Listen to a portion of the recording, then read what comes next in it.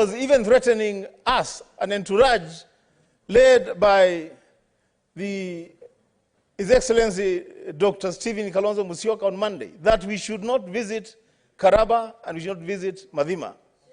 With a threat that if we visit, we should not mention anything to do with land. Mr. Speaker, these matters are serious. And I want to stand on the floor of the Senate today, Mr. Speaker, and reassure the people of Karaba and the people of Madhima that they are occupying that land by right. That they are not there as squatters, they are not there as invited guests, they are there by right as Kenyans. They should continue occupying the land that they have occupied since independence. They should establish permanent buildings in that land, and the government of Kenya has a responsibility and a duty of care to issue those people with title deeds. So, Speaker, this thing about title deeds that we keep talking about, you would think that title deeds are a process, I don't know from heaven or from where.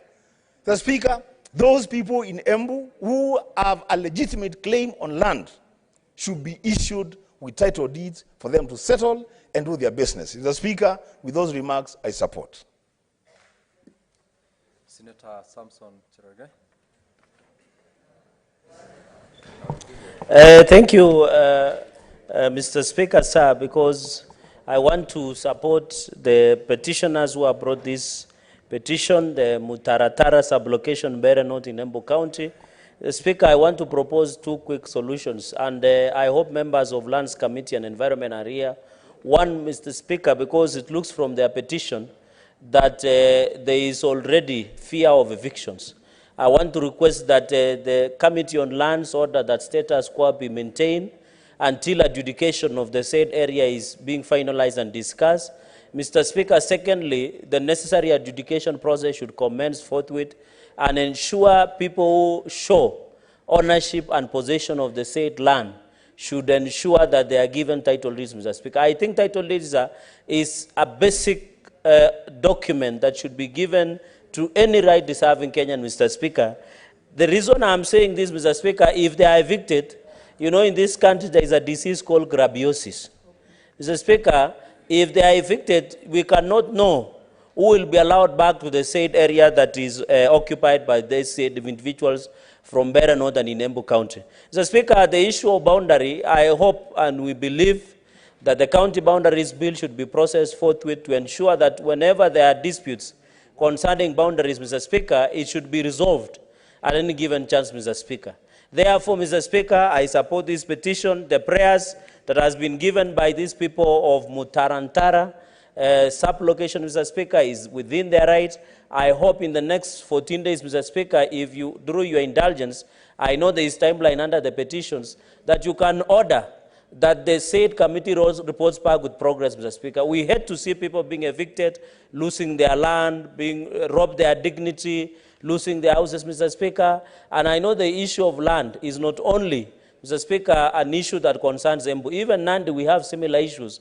And we are trying to work with the government. I want to encourage the people of Embu to work with the government of the day and the Ministry of Lands to ensure they access those documentation. Because where I come from, Ibit Koibem Exchange Program, where we share border with my brother, Senator Otsosi, among other areas in Nandi, Mr. Speaker, we are working closely to ensure, Mr. Speaker, that we go into the future. Mr. Speaker, finally, it is wrong for any Kenyan to be denied to visit any part of this country.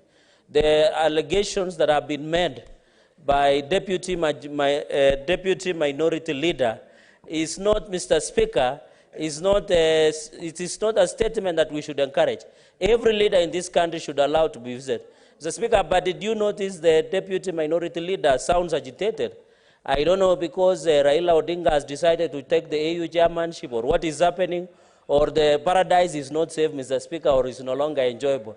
But we wish him and Kalonzo all the best, Mr. Speaker. I thank you and I submit. Senator Onyoka Richard.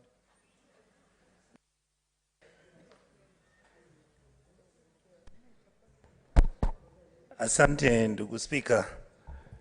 Nimesikia ndugu yangu Mheshimiwa Cherargei kila wakati akizungumza. Tena nimeanza hivi karibuni kufikiria kuwa kila wakati anapozungumza siasa anakumbuka mzee Raila. Sijui kama akiwa kitandane na bibi yake, kama Raila huingia hapo katikati akamsumbua, akaharibu hewa yake. Lakini kwa kuja kwa kinagobaga, ndugu Spika, ningependa kusema hivi. Kuna jambo ambalo limeletwa kwa hili jumba la Seneti. Na hili ni swala ama masuala ya ardhi.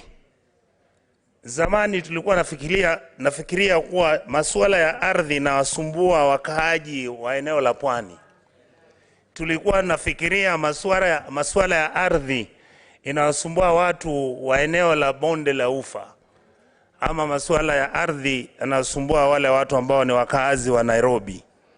Lakini ndugu Spika, shida tunayo hapa nchini kwetu ni kuwa swala la ardhi lazima tujipange, tuhakikishe kuwa hili jumba la Seneti ukichukua kamati ambayo inahusika kwa hili jambo, tujaribu kutafuta suluhu ya kudumu ili tuweze kusuluhisha shida ambazo tunazo kuhusu ardhi za nchi yetu ya Kenya.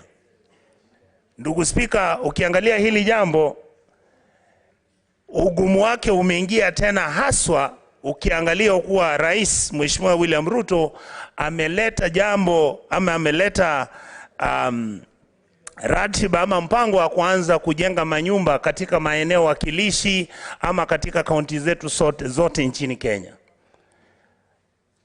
Ukiangalia, ukienda eneo la bonde la Ufa kule Trans Nzoia, juzi kulikuwako na matangazo kuwa rais alisema wale ambao wana mashamba, zamani yalikuwa mashamba ya kiserikali ambayo yalikuwa yanasimamiwa na idara ya jela, yarudishwe kwa serikali. Mheshimiwa Spika, ukija uangalie hapa Thika kuna shida na shamba ya Del Monte. Mpaka wakati huu hatujapata suluhu. Ndugu Spika, ukitoka hapo ukienda bonde la Ufa, ningependa kumpa Mheshimiwa Cherargei na wenzetu kwa sababu wamefanya kazi mzuri. Ukienda Kericho, wakaaji wa kaunti ya Kericho na kampuni zile ambazo zinakuza chai wameanza kuzungumzia swala la ardhi katika eneo la kaunti ya Kericho. Ukiangalia haya masuala yote, ndugu Spika, na wewe unatoka eneo hilo na nimekuona ukishughulika kuhusu haya mambo, ningependa wale ambao mna fursa kuzungumza na rais na mawaziri wake wanaoshughulika na mambo ya ardhi, tafadhali tukubaliwe tuanze kuangalia masuala ya ardhi na ile migogoro ambayo imetokea, ili sisi kama viongozi na rais wa nchi yetu na wale wote wahusika tujaribu kusuluhisha hili jambo kwa heshima, kwa haki na kwa kisheria. Hilo ndilo jambo ningependa kuuliza ndugu zangu wale mko hapa. Hili jambo la ardhi ama mizozo ya ardhi nchini Kenya, ingewezekana tujaribu kama Seneti, tuchukue kamati yetu tujihusishe ili tujaribu kutafuta suluhu. Mheshimiwa Spika, ukiona vile Wakenya wanafurushwa kutoka manyumba yao, mara unaambiwa court order imefurushwa, mara unaambiwa askari wamenunuliwa hawawezi kuenda wakahakikisha kuwa ile court order ya kusimamisha wale wanaobomoa sibomoe. Haya mambo yote yatafanya nchi yetu, hata wale wananchi wa Kenya na wale wengine ambao si wa Kenya wangependa kuleta hela zao ili wakuje kukuza rasilimali nchi yetu. Kama hatutapata suluhu kuhusu haya mambo ya mashamba, ambako kwa kizungu nasema the land question in Kenya must be sorted out for us to continue moving effectively as a country. Nchi ambayo, pole sana, nchi ambayo inaheshimika, nchi ambayo inafuata sheria, nchi ambayo yule ambaye mwekezaji anakuja nchini Kenya kuja kuwekeza mali yake ajue kuwa anakuja kuwekeza hela zake mahala ambako sheria inafuatiliwa na hamna shida kuhusu mambo ya mashamba. Kumalizia, ndugu Spika, tunapojadilia na kuangalia hili jambo, ndugu Spika, ushasafiri na umeenda kule Rwanda, na Wakenya ndio walitengeneza huu mpango. Ukienda Rwanda utaangalia shamba ya mtu, hata uwe Marekani utajua namba ni gani, utajua kama kuna mtu anakaa kwa hiyo shamba, utajua kama imejengwa, ilijengwa mwaka gani, utajua ni hela gani za kiserikali, taxes ambazo zimelipwa, utajua kwa hiyo shamba. Na kama mwenye hiyo shamba anaanza kuiuza, ndugu Spika, utaona hiyo habari hapo. Na nani anayotengeza hayo yote? Wakenya. Lakini ukisema sisi Wakenya tuketi tujaribu kusuluhisha hizi mashida zote, vile unapata shamba moja ina title deed kama 12, unapata mama mjane bwanaka alikufa, unapata watu wanaenda wanamuondoa kwa shamba, hata chief hawezi kusema kitu. Hili jambo la kusuluhisha shida za mashamba Kenya nchini, ndugu Spika, kamati ambayo inahusika na mambo ya mashamba hapa kamati kwa seneti yetu, wajaribu iwezekanavyo ili tuketi, wengi wetu ni wazee na tunajua, tujaribu kutafuta sheria suluhu ili Wakenya wajue kuwa sheria inalinda mali na rasilimali yao. Asante ndugu Spika. Senator James Murango. Asante sana mstahiki Spika. Kwanza ningetaka kusimama na maombi ya wakazi wa Mudhantara kuhusu maneno yanayohusu miliki hati miliki ya ardhi. Mstahiki Spika, mimi nimetoka eneo la Kirinyaga na sana sana kuna sehemu inaitwa Mwea. Mwaka 2020 niliwahi kuzika nyanyangu akiwa na miaka 118. Sikuwa nafaa kufanya hivyo kimira, lakini alikuwa nafaa kuzikwa na kijanake mkubwa mwanaume. Sababu ni kwamba Mwea mpaka saa hii toka enzi za ukoloni hawajawahi kupata hati miliki ya mashamba yao, na wanalazimishwa kuzika watu wote katika makamburi ambayo yamejaa, makamburi ambayo hawezi panuliwa kwa sasa. Mstahiki Spika, miaka ambayo imepita, watu wamezaana, watoto wamejaa, vijana wamejaa, lakini yale mashamba, wale wenye mashamba mpaka sasa hawezi yakatakata kuridhiwa na watoto wao kwa sababu hati miliki hakuna. South Gariama kuna shinda kama hiyo upande wa Kirinyaga. Mwea irrigation scheme bado kuna shinda hiyo, mstahiki Spika. Na ili kuwezesha jamii kuweza kuimarika kiuchumi, lazima tuhakikisha ya kwamba wale wanaolia kwamba wanataka hati miliki waweze kupewa zile hati miliki, kwa sababu sana sana inawasaidia pia kiuchumi, kwa sababu ukiwa na hati miliki pia unaweza ingia kwa benki na ukaweza kupata mkopo wa kustawisha na kufanya maisha yako iwe rahisi. Mstahiki Spika, kidogo naona ile jambo la hati miliki katika eneo la South Gariama linashughulikiwa na waziri. Lakini pia kuna mambo mengi, kwa sababu shamba ikiachwa kwa muda mrefu sana inakuja na madhara yake. Lakini sasa tukishikana kama viongozi tutahakikisha kwamba waliokuwa katika ile shamba wanaangaliwa. Kuna mambo mengi mstahiki Spika, sana sana kama hilo jambo la Mudhantara. Unapata wakati mipaka ilikuwa inawekwa kati ya Tharaka Nithi na Embu, kwamba wale ambao ni wa Embu wengine mipaka ikiwekwa walivukishwa mipaka kwa upande wa Tharaka Nithi.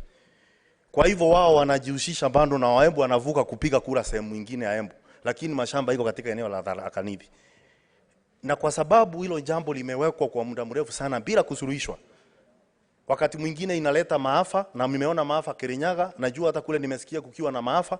Kwa hivyo ni vizuri watu wazingatie, na si lazima mtu apewe shamba kwa sababu ametoka huku na mwingine. Kama kuna wale waliokuwa wameshikilia ile shamba kwa muda mrefu, hata kama ametoka wapi, waweze kuangaliwa na pewe hati miliki ili kuhakikisha kwamba kuna usawa kwa Wakenya wote. Asante sana mstahiki Spika. Senator Mwinyi Haji. Asante Mheshimiwa Spika kwa kunipa fursa hii kuchangia ardhi hali ambayo imeletwa na wakazi wa Embu kudai ardhi ambayo wamekalia na kumiliki kwa muda wote huu. Mheshimiwa Spika, ni masikitiko kwamba miaka karibu 61 ya uhuru bado tunalilia ardhi ambazo ni zetu na ni za jadi. Sioni sababu gani serikali ipiganie kujenga majumba kwa wakazi ambao hata ardhi hawana. Utapata labda kaunti ya Embu inapigana kujengea watu wake ardhi, nyumba, lakini kwa sasa ardhi za wakazi hakuna. Watu wanakaa katika ardhi yao na wanaitwa kama squatter, Mheshimiwa Spika. Kwa hivyo ningependekeza Mheshimiwa Spika kwamba kitambo kamati izuru ama iangalie swala hili, wapewe nafasi ya kuwaita watu wa National Land Commission, Land Registrar wa Embu, Land Adjudication Officer, waeleze ni kwa sababu gani wale watu hawezi kuruhusiwa kukaa pale mpaka wakati itakamilika ile inaitwa adjudication process, ugawanyaji wa shamba lile, ili wale ambao wako pale sasa na wameleta maombi yao katika bunge hili wasiweze kufurushwa kama tulivyoona watu wanafurushwa sehemu tofauti tofauti. Mheshimiwa Spika, imekuwa ni jambo la kawaida sasa watu kufurushwa katika makazi yao. Mapema katikati ya mwezi uliokwisha, wakazi wa Changamwe National Housing walifurushwa asubuhi bila ya court order, bila ya stakabadhi yoyote ya kisheria ya kuwataka waondoke mahali pale. Kwa hiyo Mheshimiwa Spika, lazima kama nchi, kwa sababu tunajua kwamba ni haki ya kila Mkenya kupata nyumba ama kupata makao ya kudumu, lakini imebadilika sasa kwamba inakuwa ni serikali ndio inavunja makao ya wananchi katika sehemu tofauti tofauti. Kwa hiyo Mheshimiwa Spika, hili ni swala nyeti, ni lazima kamati ya ardhi ilivalie njuga kwa haraka ili tuone kwamba wale wakazi wa Embu wameweza kupata makao ya kudumu katika ardhi ambazo wamezikalia kutoka jadi. Asante sana Mheshimiwa Spika. Senator Korir Chepkoech Joyce.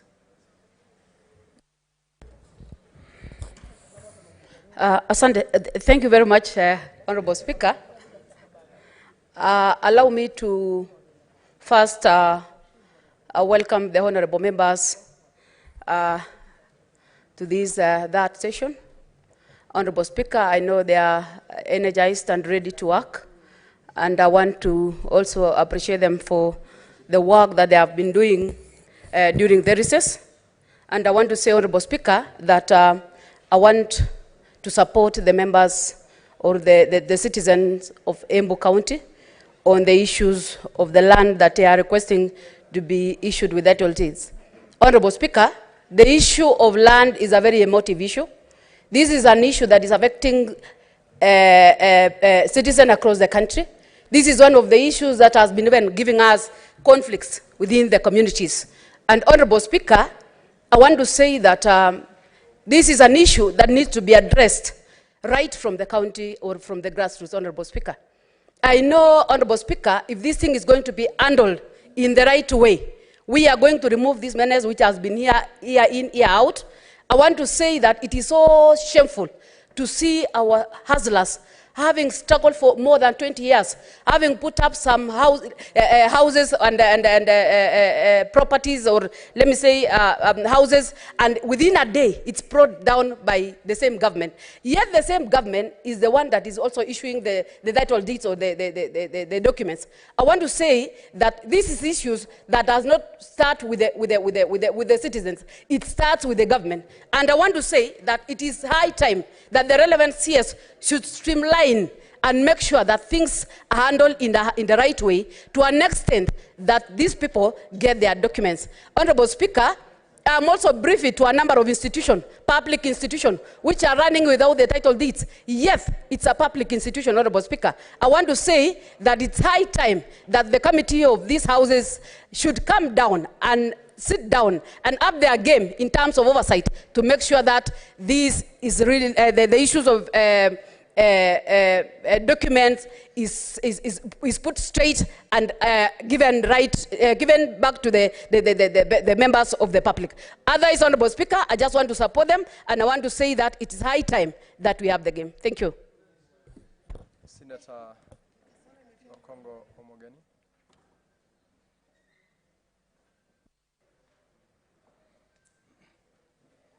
Yeah, Mr. Speaker, I thank you for also giving me an opportunity to make my contribution on this petition.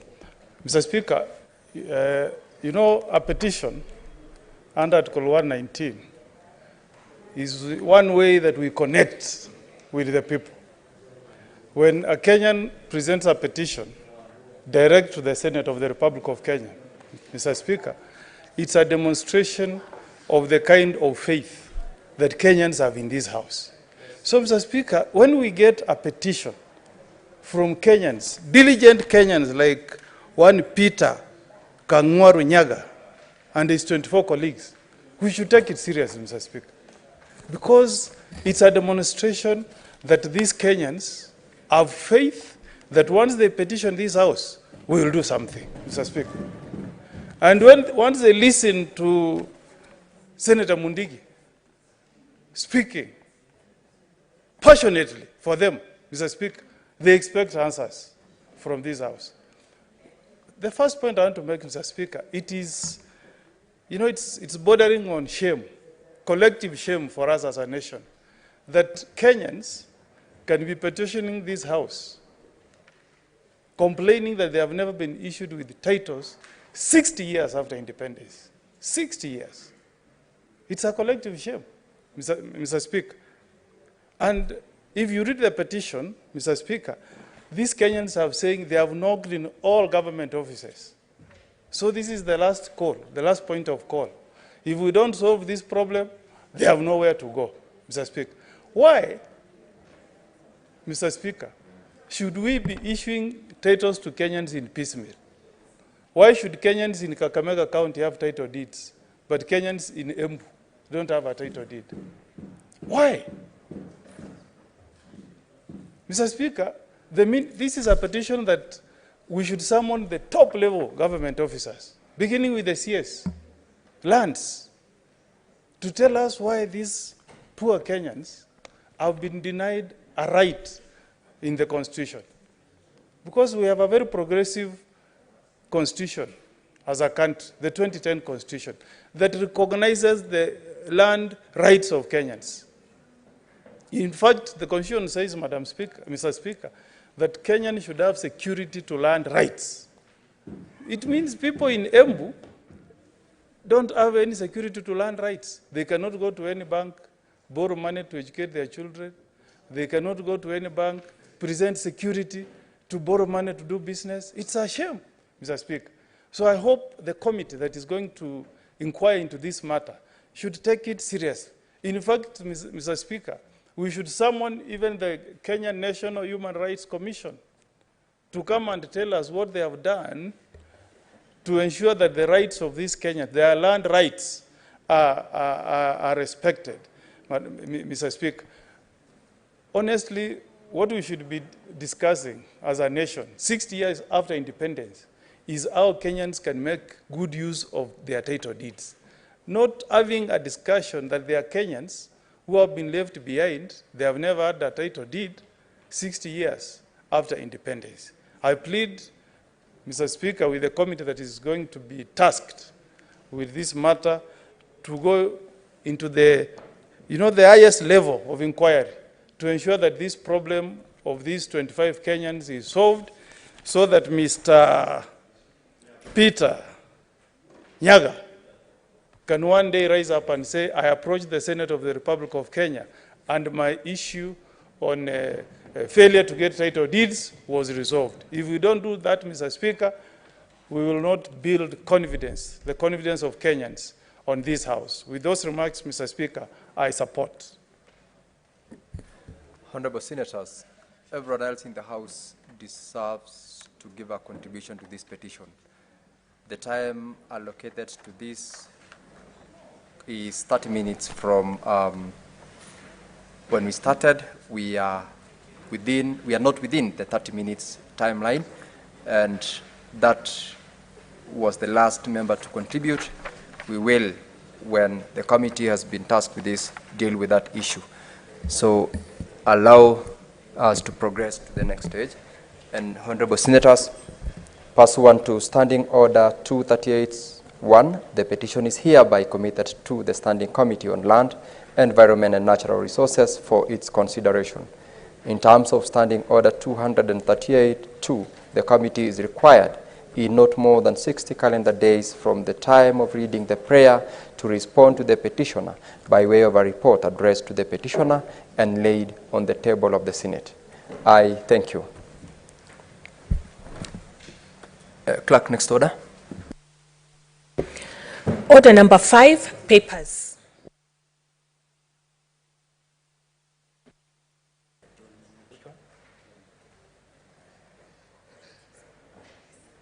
Majority Leader, proceed to lay the papers. Thank you, Mr. Speaker. Mr. Speaker, sir, I beg to lay the following papers on the table of this Senate today, the 15th Tuesday, February 2024. These, Mr. Speaker, are 1. Annual Corporate Report of the Office of the Auditor General for the year 2022-2023. Annual Report of the Judicial Service Commission, JSC, for financial year 2022-23. Biannual Report of the Commission on Administration of Justice, CAJ, for the period January to June 2023. 4.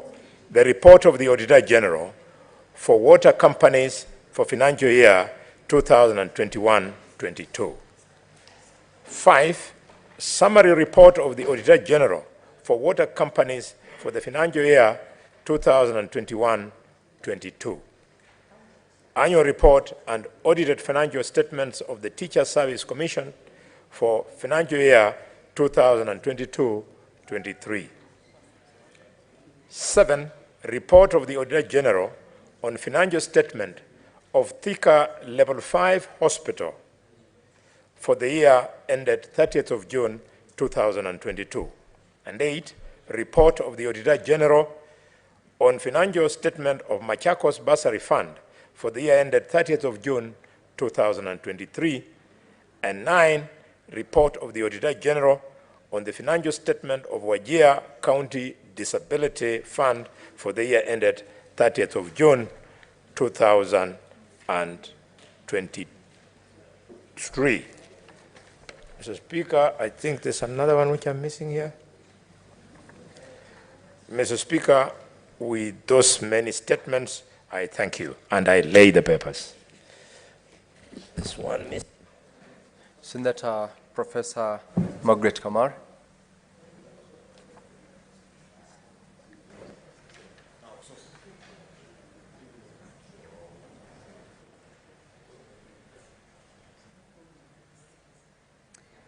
Mr. Speaker, sir, I beg to lay the following paper on the table of the Senate today, 15 February 2024. Report of the 66th Commonwealth Parliamentary Conference held in Accra, Ghana, from the 30th September to the 6th October 2023.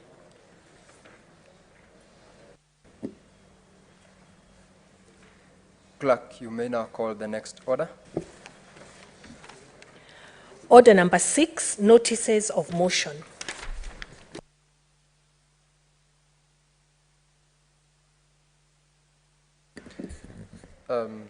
Professor Kamar, Senator Professor Kamar, this is also your notice.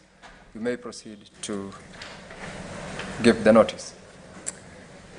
Thank you, Mr. Speaker, sir. I beg to give notice of the following motion, that the Senate notes the report of the 66th Commonwealth Parliamentary Conference held in Accra, Ghana, from the 30th September to the 6th October 2023. Thank you. Next order. Sorry, there is, yes, Chairperson, Energy Committee, Senator Kisang. On behalf of the chairperson, you may also proceed to give the notice.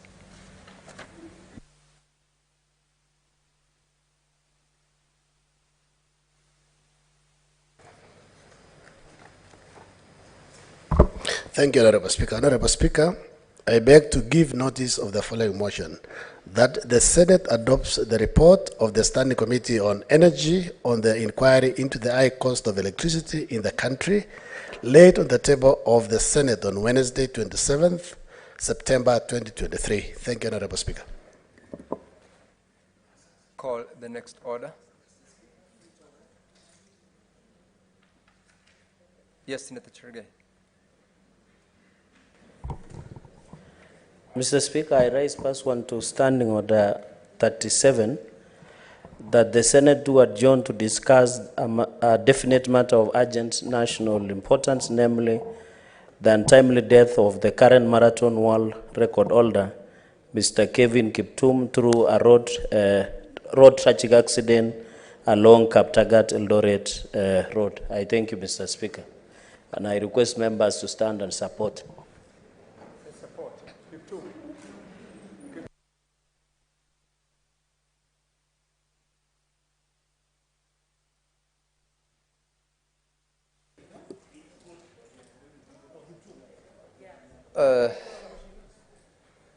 Members, I ascertain that it has attracted massive support and the threshold has been met.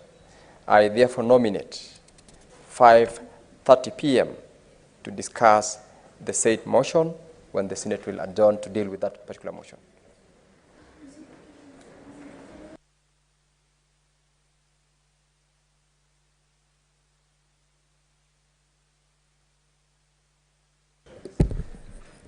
Clerk, call the next order. Order number 7, questions and statements. Senator Crystal Asig. Thank you, Speaker. I rise pursuant to Standing Order 53-1 to seek a statement from the Standing Committee on Labour and Social Welfare regarding the registration without consent of teachers with disabilities by the Kenya Union of Special Needs Education Teachers, KUSNET. In this statement, the committee should provide a list of all teachers with disabilities currently employed by the Teachers Service Commission, specifying their trade union affiliation and providing duly executed registrations and consent forms, where a teacher is a member of a union. Clarify whether the teachers have freedom to join trade unions of their choice, as is their constitutional right, and if so, explain why some of them have, without their consent, been registered as members of the Kenyan Union of Special Needs Education Teachers and have continually been deducted monthly union dues. Ascertain that the entire membership of KUSNET is verifiably genuine and conforms to the union's registration guidelines, and outline remedial measures being taken to address the matter, as well as refund all deductions made so far with respect to the improper registration of teachers with disabilities to this union. I'm just pulling up my second speaker.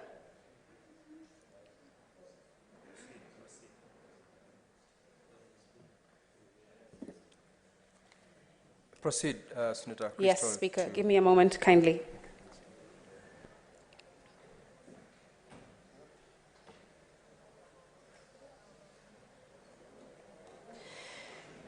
Thank you, Speaker. I rise pursuant, again, to Standing Order 53-1 to seek a statement from the Standing Committee on Education on the concerns raised by teachers with disabilities with regards to the Disability Guide Allowance.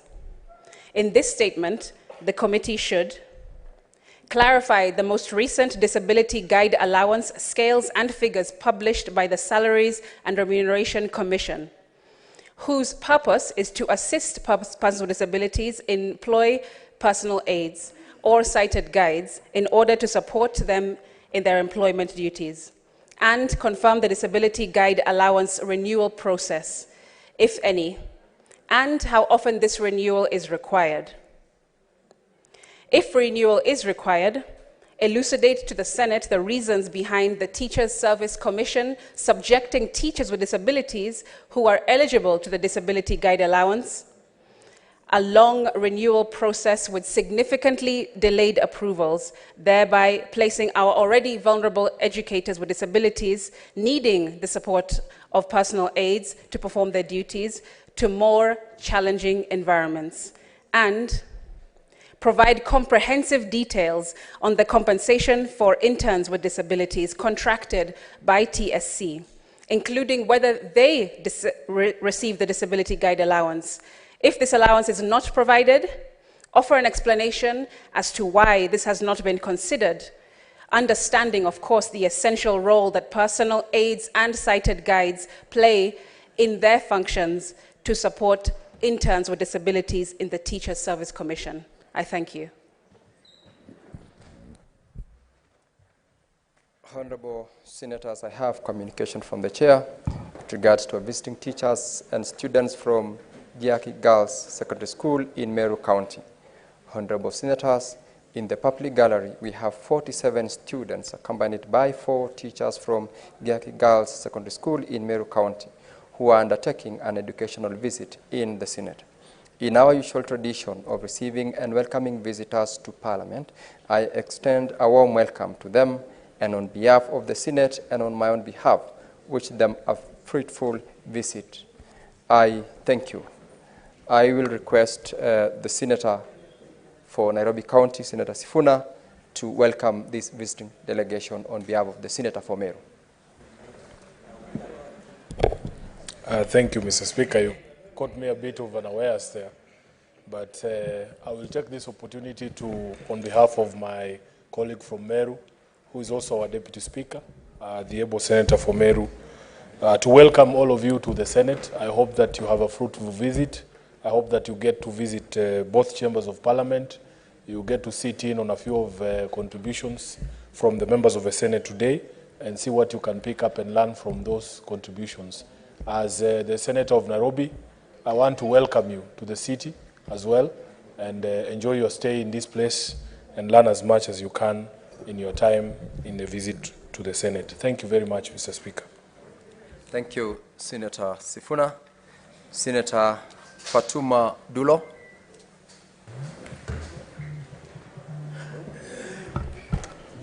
Thank you, Mr. Speaker. I wish you can allow me to read the 3 statements together.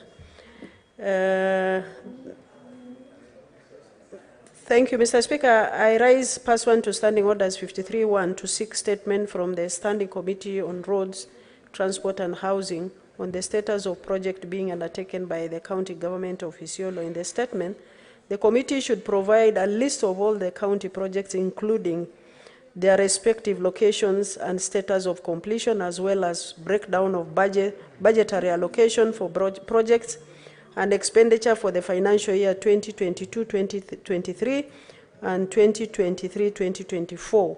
Number 2, provide the timelines for completion of each project, stating any delays encountered and outlining any mitigation plans put in place. 3, provide the details of any new projects planned for implementation by the county government in the near future. Number 2, I rise pursuant to Standing Order 53-1 to 6 statement from the Standing Committee on Labor and Social Welfare regarding recruitment and employment at the county government of Isiolo. In the statement, provide a copy of the human resource policies and procedures manuals, including relevant policies that guide recruitment and employment by the county government of Isiolo. Provide a list of personnel currently employed by the county executive and assembly, specifying their terms of engagement, whether permanent and pensionable, fixed term contract or casual. Number 3, furnish the Senate with the payroll for both the executive and the county assembly, clearly indicating the salary and allowances entitled to each employee. Finally, Mr. Speaker, I rise pursuant to Standing Order 53-1 to 6 statement from the Standing Committee on Finance and Budget regarding pending bills in Isiolo County Government. In the statement, number 1, provide comprehensive breakdown of the total pending bills for Isiolo County Government from the financial year 2013-2014 to the financial year 2022-2023, categorized by each spending line. 2, provide reasons for the accumulated pending bills, stating the duration for which each bill has remained unresolved.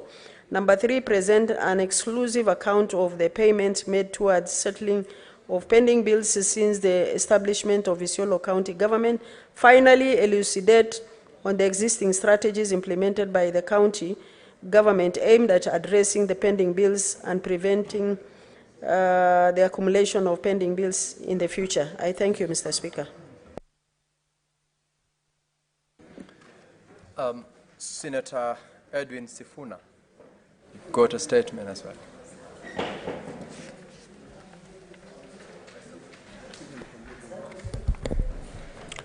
Thank you, Mr. Speaker. Mr. Speaker, I rise pursuant to Standing Order 53-1 to seek a statement from the Standing Committee on National Security, Defense and Foreign Relations regarding the frequent incidents of fire in the city county of Nairobi. In the statement, the committee should, number 1, state whether the fire outbreaks that occurred in Juakali area along Landis Road on 30th January 2024 and in Kijiji area in Langata on 11th February 2024 were acts of arson, and if so, explain the steps taken to bring to book the culprits. Number 2, explain the disaster response mechanisms in place in Nairobi City County, stating factors that contribute to the slow or no response at all to fire disasters such as the ones I've mentioned in one above. Number 3, Mr. Speaker, establish the culpability of both national and county government officers whose negligence has occasioned losses to citizens through such preventable disasters. And finally, state measures put in place to protect the residents of Nairobi from such fire disasters, as well as compensate them for any domestic and commercial losses resulting therefrom. Thank you, Mr. Speaker.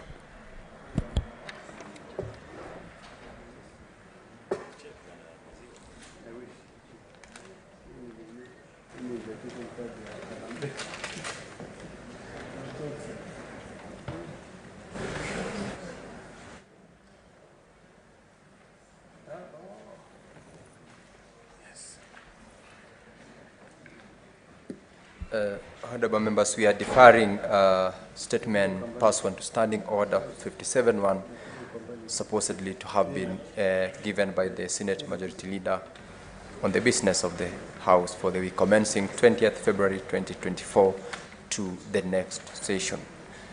Call the next order, Clerk.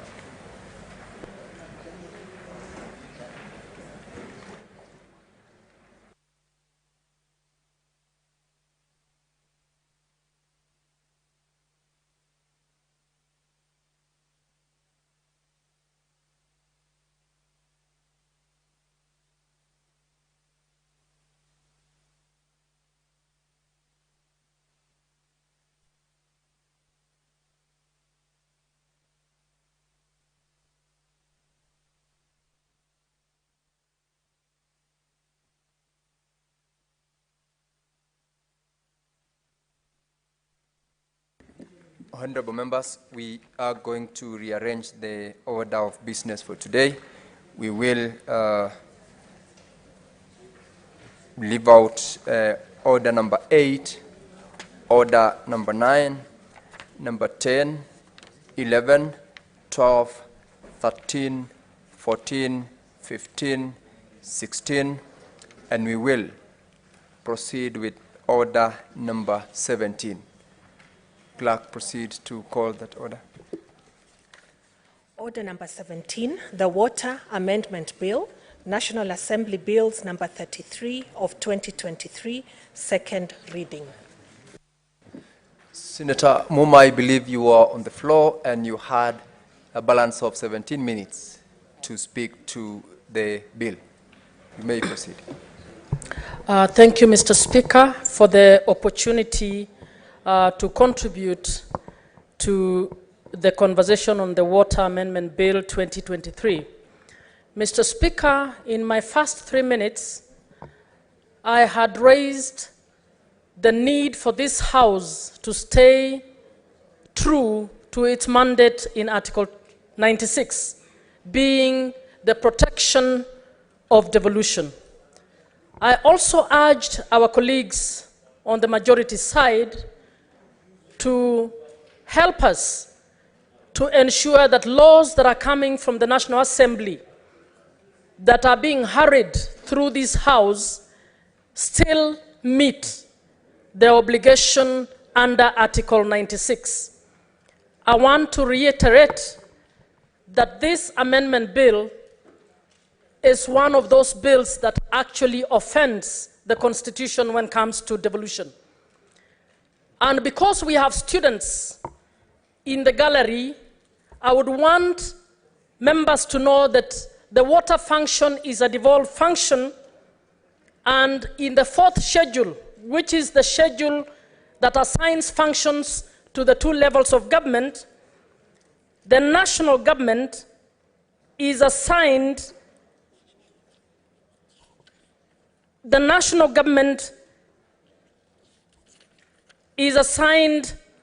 role of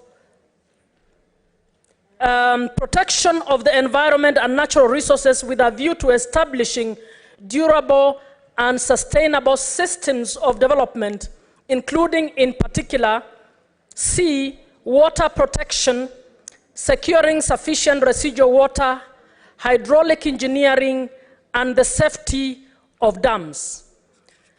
Mr. Speaker, the role of government in addition, of national government in addition to this, is developing national policy, national standards, and the regulation of matters relating to water.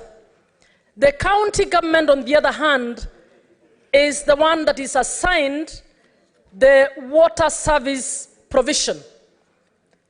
And it includes county public works and services, including stormwater management systems in built-up areas and water and sanitation services. Mr. Speaker, when you read through this amendment bill, the proposal here is to actually take the function of providing water services and assign it to a national government corporation, and not just one, but two national government, two types of national government corporations. Mr. Speaker, the Water Act 2016 established a number of bodies, including the Water Resources Authority, the National Water Harvesting Storage Authority, the Water Works Development Agencies, among other national government bodies with specific roles that they are supposed to carry out. In this bill, it is being proposed that functions that belong to county water companies be given to the National Water Harvesting Storage Authority, whose functions are limited to developing infrastructure for managing water resources during emergency and during the drought time. Now, this authority, which is the former National Water Pipeline Authority, has, through the back door, tried to usurp functions that are actually provided to the water companies. So basically what we are being told, from the first clause to the end, we are just reorganizing the amendments to ensure that this authority is assigned functions that belong to a county government. Mr. Speaker, I would call on this House to ensure that we do not pass this law, because if we pass it, it will offend the Constitution. It will also be stopped by the courts. So as a House in this third session, I am calling upon us to rise up and be the House that does what 96 calls upon us to do. They have suggested a number of changes in the definition. For instance, in section 2, they are proposing to introduce new language that it brings in a contracting authority, which is at the national government, a state department agency or state corporation which intends to have its functions undertaken by a private party. Mr. Speaker, when this bill was introduced in this House, we were told that it was trying to bring in a PPP that would enable faster delivery of services. Mr. Speaker, I want to tell this House that there exists a PPP law in this country. That PPP law is skewed towards helping the national government, and it can actually be used. And nothing stops that PPP law being used from getting a private actor, for instance, to build a dam in this country. So this addition here and the suggestion that this is supposed to bring in the PPP does not help. The PPP Act excluded county governments, did not properly provide for county governments. And the Water Act in Section 96 actually provides ways in which the county governments and county entities can actually enter into a PPP. So county water companies are enabled to be able to enter into PPPs under the Water Act. But the amendments being proposed in this law are actually clawing back on the powers given to counties to actually provide that power. So, Mr. Speaker, from that and moving on to the next clause, which is clause 3, on amending section 32, it is proposing new clauses that suggest that the water companies or agencies may enter into bulk purchase agreements with an investor. Now, the purchasing and selling of water services is a county function. So you can see clearly in that clause 3, we are trying to enable authorities that should not be entering into the selling and purchasing of water to actually do so. This is a function in Section 77 that belongs to the county companies. I'm urging all of you to read the Constitution, read the Water Act, and then read this amendment bill, and you will be able to see the mischief that I am talking about. It is about removing functions that belong to water companies that are county and diluting that power in Section 77 and beefing up the functions of the Water Resources Storage and Harvesting Authority in Section 32, and the water agencies, and all of you know that we have about 9 water agencies that belong to national government, to give them powers to do what the water companies are supposed to be doing in in Section 77. Mr. Speaker, Article 189 of the Constitution is the article that provides for intergovernmental relations. The Water Act contemplated this and provided for opportunities in which the national government can cooperate with the county governments and how county governments can cooperate with each other. And this kind of cooperation was that national government may develop waterworks of the national nature. Waterworks of the national nature might be taking care of a water resource that is taking care of more than one county, or one that is intended to provide services to a national entity. For instance, if we want to develop a dam with the sole purpose of providing water to the National Defense Forces.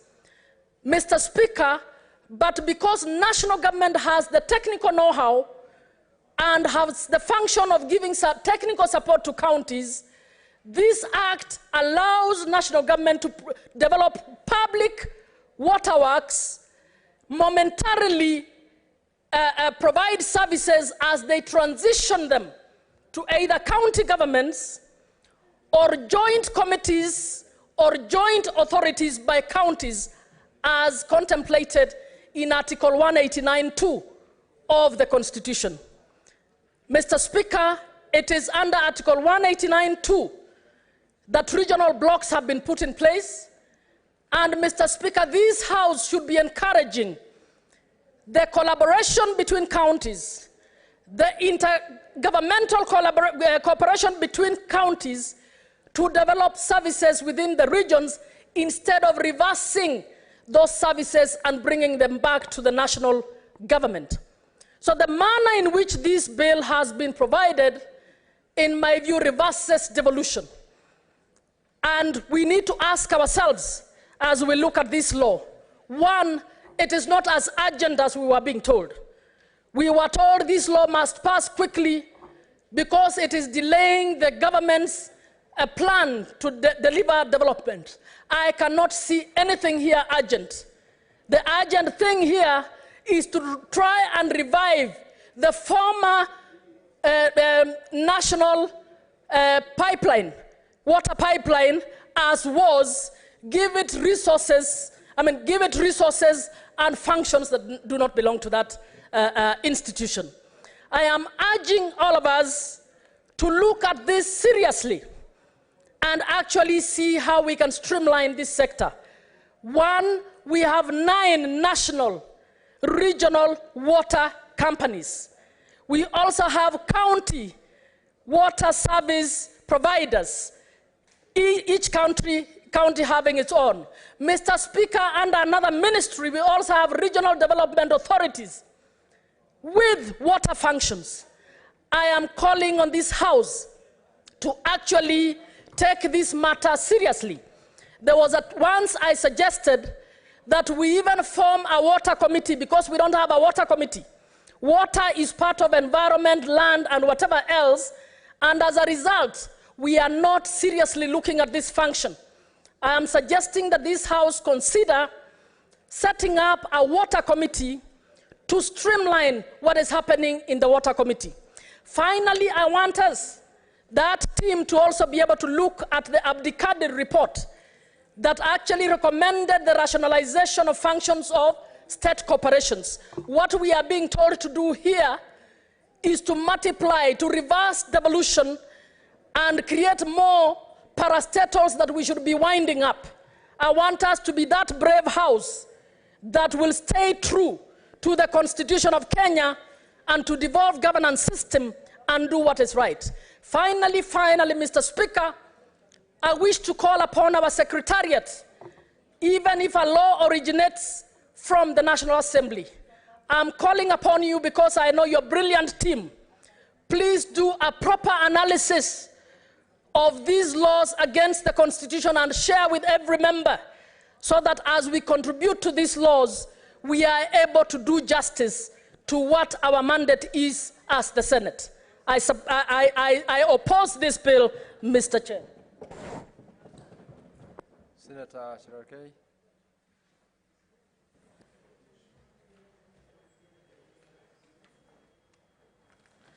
Thank you, Mr. Speaker.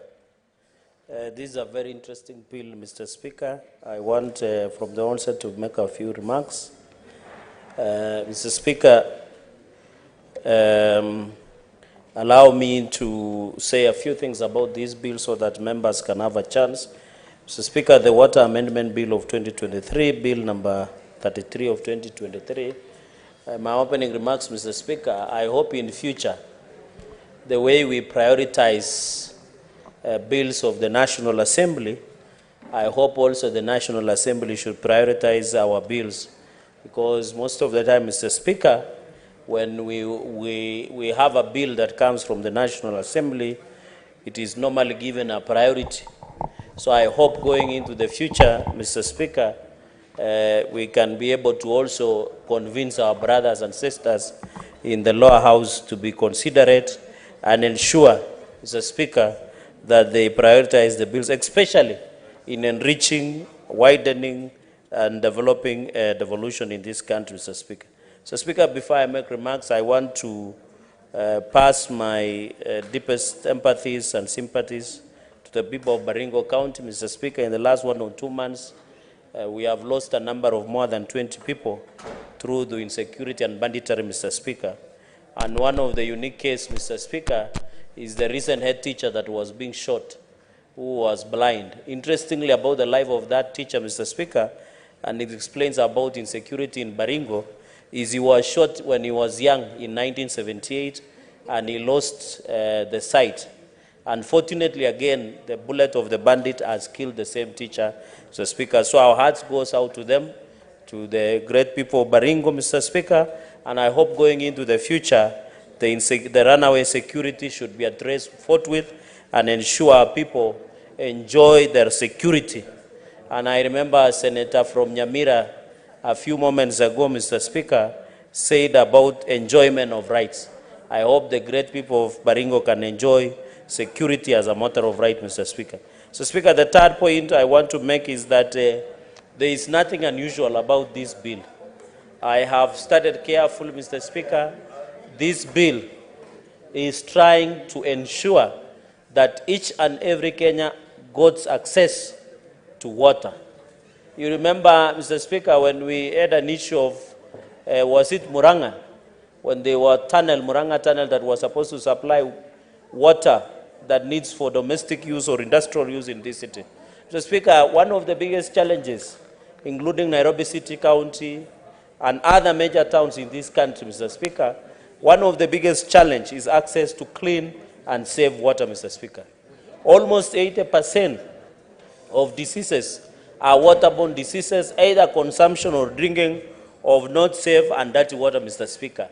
Mr. Speaker, any bill or any law that comes up from either side that will continue to ensure Kenyans access to clean and safe water, Mr. Speaker, should be encouraged. From the reading of this water amendment bill, Mr. Speaker, I want to say that it tries and brings public partnership, the PPP. Mr. Speaker, you know government is not in the business of doing business. So this, when you look at the definition under Section 2, it gives contracting authority, both national and the county governments. Mr. Speaker, as we discuss, we need only, because I know nowadays we have what we call County Public Investment Committee, CPIC, where water companies, non-revenue water, our companies are being run, Mr. Speaker, the waterworks that are there, Mr. Speaker, is that we need to be more careful. The issue should be, we have seen most of the water companies in counties are not being run properly. They are either being run down. There is a lot of revenue called non-revenue water, Mr. Speaker. There is normally a lot of challenges with our water companies, especially at the county level, Mr. Speaker.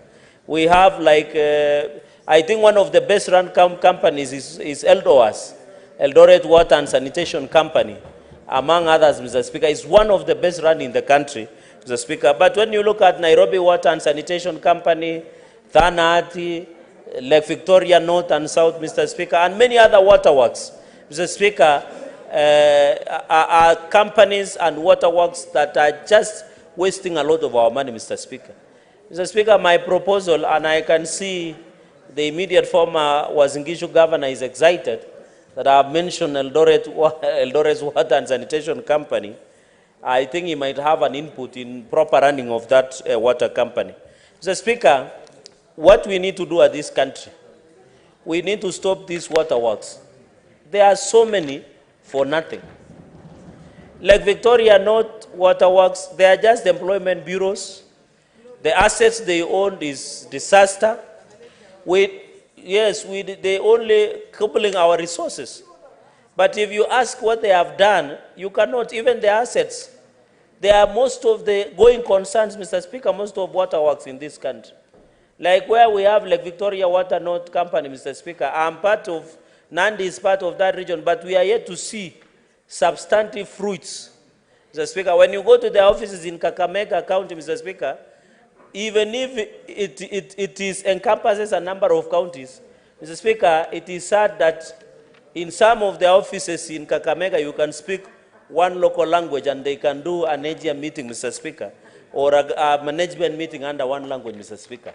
Mr. Speaker, we have seen Central Waterworks, North Rift, Central Waterworks, Mr. Speaker, Lake Victoria South, Mr. Speaker. All this Dana Adi, they have continued to become bastions of corruption, Mr. Speaker. Senator Osotsi, yes. You know what to do for the Speaker to catch your eye.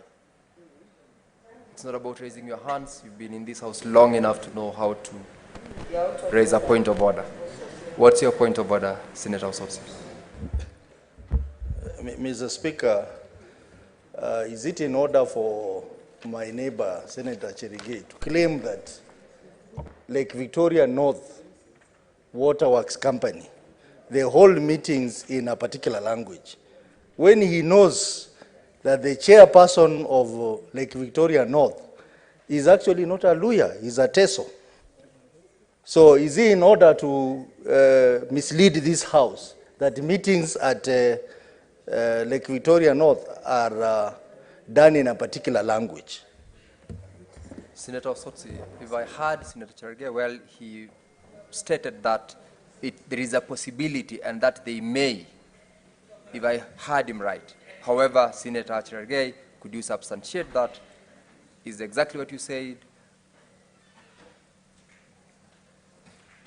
Mr. Speaker, I might not be an expert in linguistics, but all Luya languages are similar, Mr. Speaker, unless there is difference of dialect. So what he has just confirmed, I didn't mention any particular tribe, Mr. Speaker, but he has confirmed that the Lake Victoria North Waterworks is, he has said that Teso, and you know, Teso and Luya language almost have similar at some point, but different dialects, Mr. Speaker. What I'm just saying is that it is irony, Mr. Speaker, that Lake Victoria North, part of it is Nandi. But what I'm saying, the human resource, Mr. Speaker, is part of Nandi. But when you go to the people who work, people who do the job in that Victoria North, Mr. Speaker, Lake Victoria North, you don't see the face of where the waterworks covers, and that is my concern. I wish we could even see the face of Kenya for that purposes, even if not the face of Lake Victoria North Waterworks. I have seen also there is what we call North Rift Waterworks that was established, is Central Rift or North Rift Waterworks. My point is that most of these waterworks are bastion of corruption, Mr. Speaker, because they get a lot of billions of shillings to do some of those projects. For example, Mr. Speaker, in Nandi County, we are expecting to get a Keben water dam that will supply millions and millions of water to Kapsabet town and parts of both Nandi Hills constituency and Emgwen constituency, Mr. Speaker, or sub-counties. We are looking at Kipkaren Dam that will supply part of Kapseret constituency, Mosop sub-county, and also Chesume sub-county, Mr. Speaker. All these are managed between waterworks. What I'm saying, Mr. Speaker, it doesn't make sense to have so many waterworks if we can synchronize them so that it becomes easy, Mr. Speaker. And therefore, on the issue of public-private partnership, I think this is welcome, it's well-defined. I don't want many people that are saying this is eroding devolution, Mr. Speaker, or undermining devolution. It does not undermine. Because when you say contracting authority, it has given power to national government. And we know national government has its own waterworks that run, Mr. Speaker. When you look at the county government, by private, it has been given opportunity to do their own contracting authority, Mr. Speaker.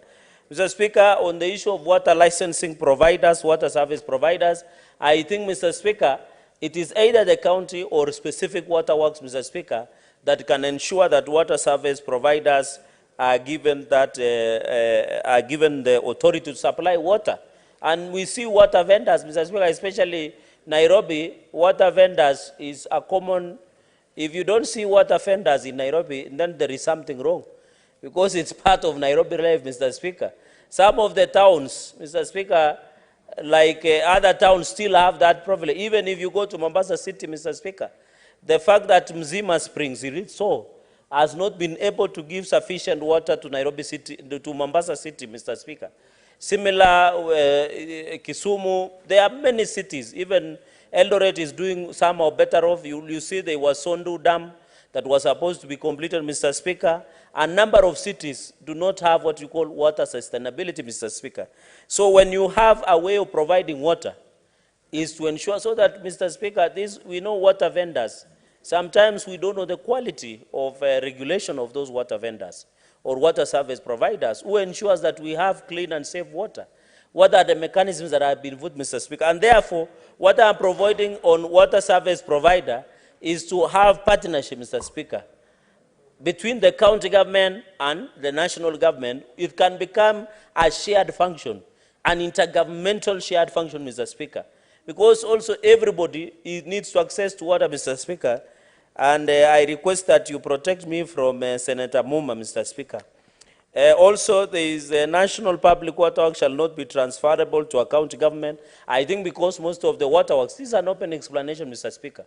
Because if you are to discuss about an Adi today, it covers a number of counties. Same to Lake Victoria North, same to Central Works, Lake Victoria South, Mr. Speaker. Even Coast Water Works, Mr. Speaker. It covers a number of counties. So you cannot transfer to individual counties. It is a basic explanation, Mr. Speaker. But I agree with the initial proposal that we must find a way of synchronizing and ensuring that state corporations, Mr. Speaker, are limited. We should not be creating state corporations that take a lot of revenue, Mr. Speaker. You remember most of these state corporations, we have to pay for them when they are going concern on under losses, Mr. Speaker. And I'm surprised that most Kenyan leaders, including some of us, Mr. Speaker, have double speak. When the president was proposing that we need to offset some of the state corporations that were in red, Mr. Speaker, most of us were opposing. A number of people here who are proposing double standards are the same people who objected, even, for example, KICC to be sold and a number of corporations, because most of them are cobbling public resources, Mr. Speaker. When you come to KICC, where offices are, Mr. Speaker, the cockroaches are sharing office space with some of us, washrooms and many others. But if you privatize, Mr. Speaker, we might get better services. Even replacing a bulb in some of our offices might take our whole financial year, Mr. Speaker. So, even when you talk about leasing of sugar companies, and I'm happy the cabinet memo came out yesterday that no one is selling, but they are leasing sugar companies. Like Moroni, Chemelil, Zoia, among a number of sugar companies. Because, Mr. Speaker, I'm part of nucleus, especially from Chemaze, Tindred sub-county, Masab sub-county, Mr. Speaker. It's about leasing to turn around to profitability for the betterment of Kenyans. It is not for any other body, Mr. Speaker. Mr. Speaker, the other point, on the issue of Section 72, clause number 7, evaluate, Mr. Speaker, and approve water and sewerage tariffs, bulk water tariffs, and approve the imposition of such tariffs in line with consumer protection standards. Mr. Speaker, we need also as a country to ensure, Mr. Speaker, that the water tariffs or the prices of water should not be too expensive again. While we push for access of safe and clean water to each and every Kenyan, Mr. Speaker, we must in a way also ensure they are protected, Mr. Speaker. And that is why I was raising a question with these water vendors, water service providers. Do they get, I know they get license, but what is the public health department doing about it, Mr. Speaker? How do we ensure that the water that is being sold by water vendors or in our taps are safe for human and animal consumption, Mr. Speaker? Even for industrial use, when most of the companies and industrial discharge used water through industrial processes, is the issue of recycling of that water sufficient and clean enough and safe for Kenyans to use, Mr. Speaker? Mr. Speaker, sadly to say, Consumer Protection Unit and Competition Authority of Kenya are sleeping on the job. Because, Mr. Speaker, I saw the other day in Isli, I saw the issue of border milk, Mr. Speaker. I remember there was one company before Kenya Kwanza took over, Mr. Speaker, and has liberalized the market. They had been given only right to make powder milk, Mr. Speaker. But I was disappointed that why would the police and other agencies go and forcefully open doors, forcefully take some of the products, yet we have Competition Authority of Kenya. Yet we have Consumer Protection Unit, Mr. Speaker. Yet we have Kenya Bureau of Statistics. Yet we have Kenya Revenue Authority. Mr. Speaker, because when you discuss with a lot of businessmen, especially in Isli, Mr. Speaker, most of those border milk were cleared at the port of Mombasa. Why would you come and look for a trader, a small trader somewhere in Tala or somewhere in Machakos, Mr. Speaker, and come with commando style, Mr. Speaker? Yet there are agencies that you should have called upon. Like, for example, Competition Authority of Kenya, the Protection Standards, Consumer Protection Unit, Mr. Speaker, COFEC, Federation of Consumer in the country, Mr. Speaker. The process that we must do to protect our people, Mr. Speaker. Because we are assuming that we are reactionary. Because we don't know a number of people who have consumed that border milk by the time that soup is being done. So we must agree that they should be consumer, even including water, Mr. Speaker. Let the price of water be within the range, Mr. Speaker, within the range that can be afforded. Mr. Speaker, I know my time is fast spent, and colleagues want to say the contracting authority, Mr. Speaker, should be finally to say something on water tribunal. I think this is an obvious, Mr. Speaker, so that when there are disputes of licensing, disputes of water provision, Mr. Speaker, this is a straightforward matter. Mr. Speaker, I want to urge my colleagues who are resisting this amendment. There is nothing mischievous that it is in this law. It is black and white. It does not undermine devolution, Mr. Speaker. It seeks to enrich devolution, Mr. Speaker. It needs to ensure, Mr. Speaker, and I'm happy my chair is back in the House, Mr. Speaker. I had seen in one of these social handles, Mr. Speaker. Senator Chirargei, Senator Kavindu Agnes wants to inform you. Do you want to be informed? No, I can get information at the lunch while we are having tea with her, so that I conclude. Mr. Speaker, Mr. Speaker, you know, I have a right to decline the information. I don't know why they worked up, Mr. Speaker. But I will listen to her in private. She better advises me in private, Mr. Speaker. Mr. Speaker, on the water tribunal, this is a straightforward matter that we must look at it, Mr. Speaker. It is to resolve disputes that arise, Mr. Speaker. And as I was saying, it is good to see my chair back, Mr. Speaker. I saw him endorsing his party leader to run for the AU chairmanship in the coming elections. And I can see he's very happy today, Mr. Speaker.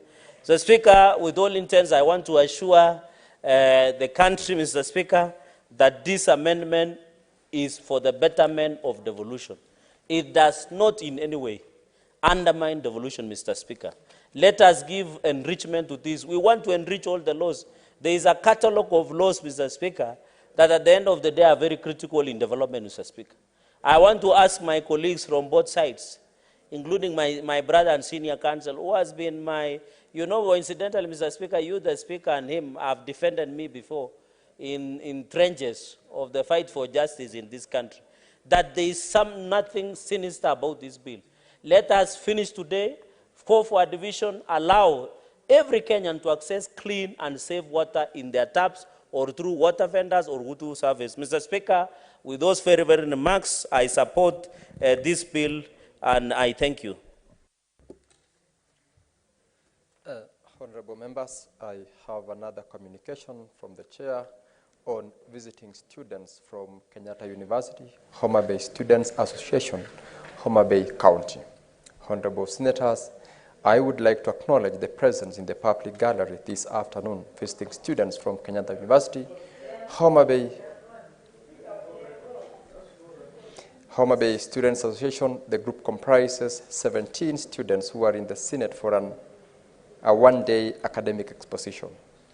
In our usual tradition of receiving and welcoming visitors to Parliament, I extend a warm welcome to them, and on behalf of the Senate and on my own behalf, wish them a fruitful visit. I thank them. In absentia, yes. Senator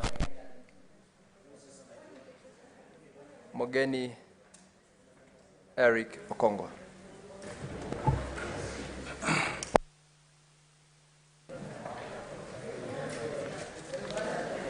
Yes, Mr. Speaker, I want to thank you for according me an opportunity to also make my contribution to the amendments that are on the floor. The Water Amendment Bill 2023. Mr. Speaker. Senator Murango, order, honorable members. Senator Murango, Senator Miraj, consult in silence. Mr. Speaker, Senator Murango is confusing Senator Gloria on the floor of the House. Mr. Speaker, as senators, our main mandate under Article 96 of the Constitution is to defend devolution. That's why the people of the Republic of Kenya created a bicameral house, so that senators principally are supposed to be defenders of devolution. So every time we consider a bill as senators, our first concern is whether that bill is clawing back on devolution or it is strengthening devolution, Mr. Speaker. The second point, Mr. Speaker, is for us to ensure that we don't support a law that takes away devolved functions. So, Mr. Speaker, if we start from the basics, the responsibility for water services, provision of water, is a function of our devolved units. That's in the Constitution. So if we want to transfer that function to the national government, we begin by amending the Constitution first. If we don't, Mr. Speaker, we'll be enacting a law that is clearly unconstitutional. And we should take our work seriously, Mr. Speaker. Legislation is not a joke, Mr. Speaker. In other jurisdictions, differences between two houses, the House of Representatives and the Senate, can lead to dissolution of the entire House. It has happened 7 times in Australia, and therefore we should not shy off as senators from telling off our colleagues from the other house that the amendments they are trying to push through are unconstitutional. And let's not joke with issues of water. Mr. Speaker, water has caused war, even in this part of the world, even in Kenya here. The conflicts we have in Eastern is triggered by a fight for water. Mr. Speaker, if you go to the Far East, the conflict between Israel and its neighbors is related to water, relates to water over River Jordan. Mr. Speaker, if you go to the Nile Basin, we have had the Nile Treaty Agreement, I think for over 70 years, since 1959, Mr. Speaker. And the neighboring countries, I think 9 of them, that enjoy that water of Nile Basin, have respected that Nile Basin Treaty. Because if you don't follow it, Mr. Speaker, it can trigger war. Not just between Egypt and Sudan, but even among the other 9 countries along the Nile Basin. So, Mr. Speaker, anytime we get a bill like this that wants to deny counties their constitutional mandate, we should proceed cautiously. And we should also have a moment of self-reflection. I wish Senator Sergei was here.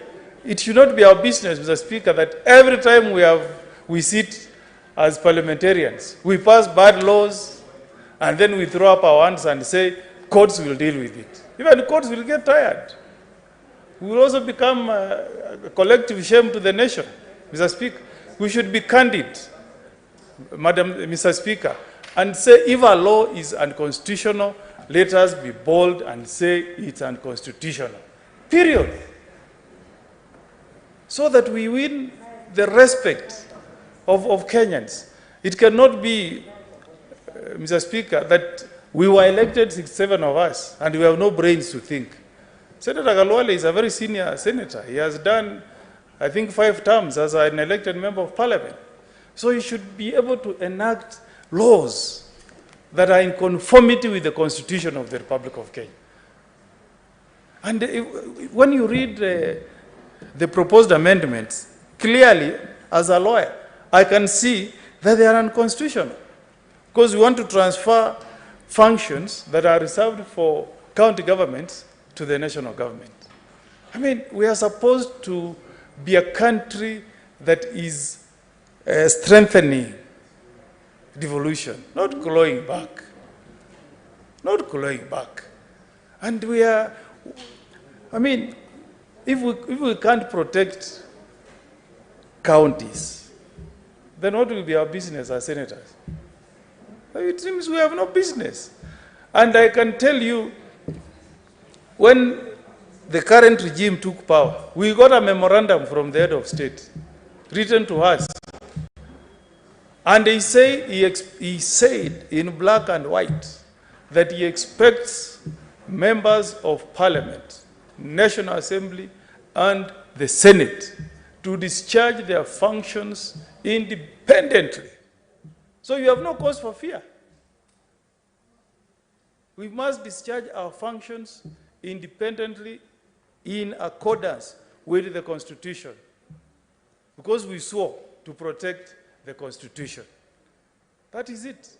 So if you transfer all these issues dealing with the bulk water works to those regional bodies, what will counties be doing, Mr. Speaker? And there are several issues that should be of concern to us other than fighting as to who should do what. The Constitution is very clear. We are one country with one national government and with 47 county governments. So we should cooperate, not to have these fights of we want to have more power than the other arm the other level of government. That should not be our concern. So, Mr. Speaker, I want to be on record that on behalf of the people of Nyamira, I'll be opposing, and I stand here to oppose this proposed amendment, especially where it's clawing back on functions that have clearly been reserved by the Constitution of Kenya 2010 for county governments. Even reading the creation of a tribunal as proposed in this bill, there is no participation of our county governments. We are giving that power to Judicial Service Commission to appoint advocates, to appoint engineers, without any involvement of our county governments. That's not the way to go. That's not the way to go, Mr. Speaker. And at times I sit back and wonder, if we don't want devolution, why can't we be bold? Come up with a referendum. We do away with devolution. Then we transfer every service, every function to the national government. But if we take away all these functions from our governors, and the governors have issues, we know. If we take away all these functions, what will be the functions of governors? Is it just to send money to them, they get salaries and big vehicles? Mr. Speaker, I expect if I go to Nyamira, I want to ask my governor questions about provision of water to my people. If I go to my ward where I was born and bred up, where Mzege Kara, so to talk to Mama Nyamukami, to get married to. I want those people to know that their senator is fighting for them to get piped water so that they can lead better lives than my mother Nyamukami used to go to the river to draw water. I don't want to pose those questions to the president in State House. I want to pose those questions to my governor. And if we allow this amendment, we'll be giving them a lame excuse. They'll be saying, this is not my function. When I was doing oversight, Mr. Speaker, over Christmas, I visited several areas where our governors had drilled balls, but which are not able to supply water to the citizens. Galwala, if you travel with me to Nyangena in Bosamaro Ward, go to Riakimai in Bosamaro Ward, go to Enchoro in Bosamaro Ward, governors have drilled balls, Mr. Speaker, but they have not connected water to the citizens. Those are the issues we should be occupying our minds here. Not to tell them that we want these services to be taken away from them. No, Mr. Speaker.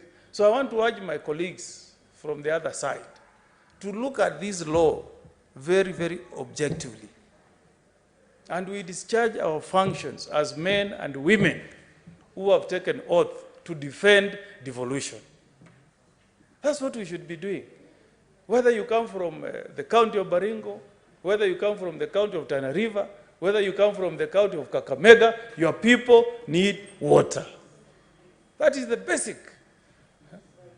In terms of what we should be discussing, Madam Speaker, Mr. Speaker, other countries have made great strides on storing water. When I was chair of Law Society, I attended the International Bar Association meeting in Madrid, 2008, Mr. Speaker.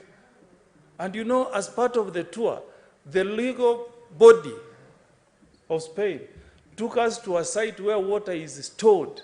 And they said that's a national security. What do you call it?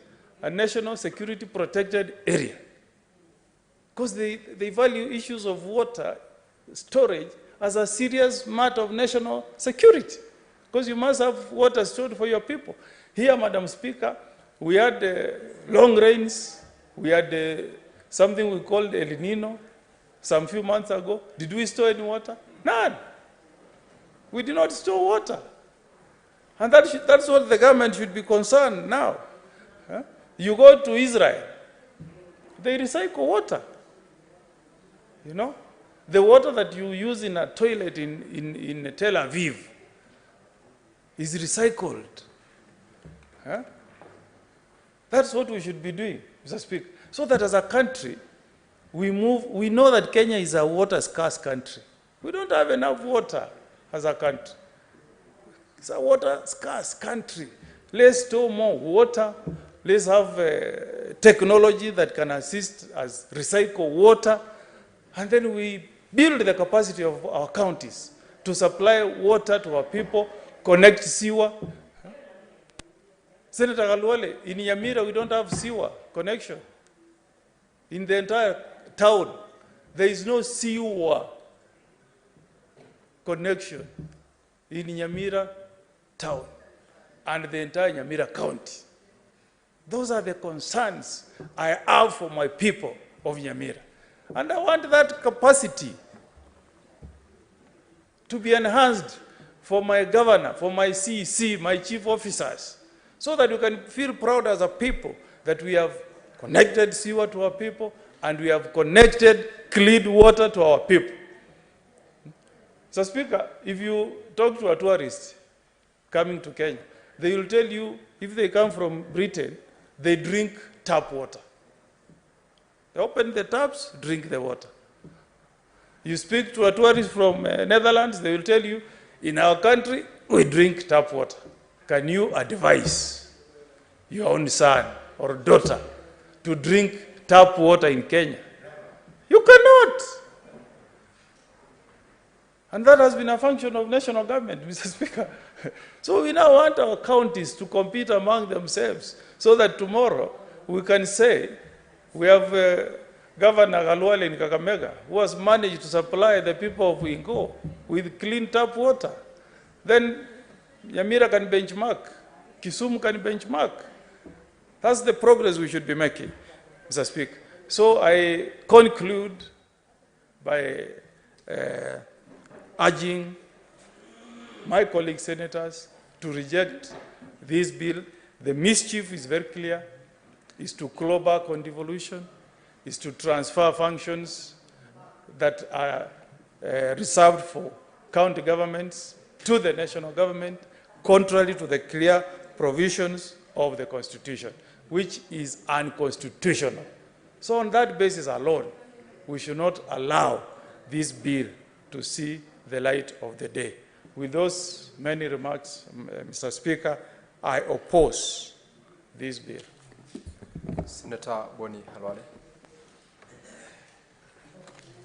Thank you, Mr. Speaker. Mr. Speaker, for purposes of record and for purposes of debate and for purposes of being understood very well, I am contributing to this bill on two limbs. The first one, Mr. Speaker, is that I am defending the Lake Victoria North Water Board, how it affects the county of Kakamega. Number two, on this bill, I want to urge colleagues to realize that there is no law in this country for the opposition. There is no law for the party in government. Having said those two things, I have two confessions to make. The first confession to make is that when we were in Turkana legislating on the health laws, We all remember how protracted debate was. And I clearly told plenary that I was seeing the danger of the laws upon being signed in law being challenged in court. When I went to State House, when the president was signing these laws into, these bills into law, I met the leader of the majority, Honorable Shungwa. And he told me, I saw you speaking in Turkana, and I was asking myself, is that the chief whip of the government, or is he the chief whip of the opposition? So I looked at the young legislator, and I knew with time he will understand that there are no laws for the opposition, there are no laws for the party in government. I therefore urge colleagues, please, so that again you don't find yourselves with the egg on the face, don't pass this bill in the current format, because it's going to be challenged in court and it is going to, we will lose. That's it. It is written in English and we all understand. The second confession I want to make is that Honorable Mugeni, we have come a very long way with him. And we have agreed on everything. The first time I came in contact with him was when many years ago, over 20 years ago, he was the chairman of the Law Society of Kenya. And at that time, as a speaker, Omkeni presided over a function where LSK was awarding me accolades for the work that I was doing in this assembly. That standard has remained. That standard will continue. The only time we disagreed with Senator Mugeni was yesterday, when he shocked me that we can use Article 247 to create a parallel police force for Parliament. Up to now, I don't understand. I'm still looking for him when he's free. He'll educate me. Having said that, why do I oppose this bill? It is in English.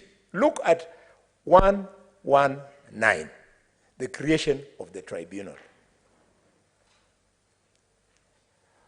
Where does the county government or county governments come in? It's not there. It's nowhere.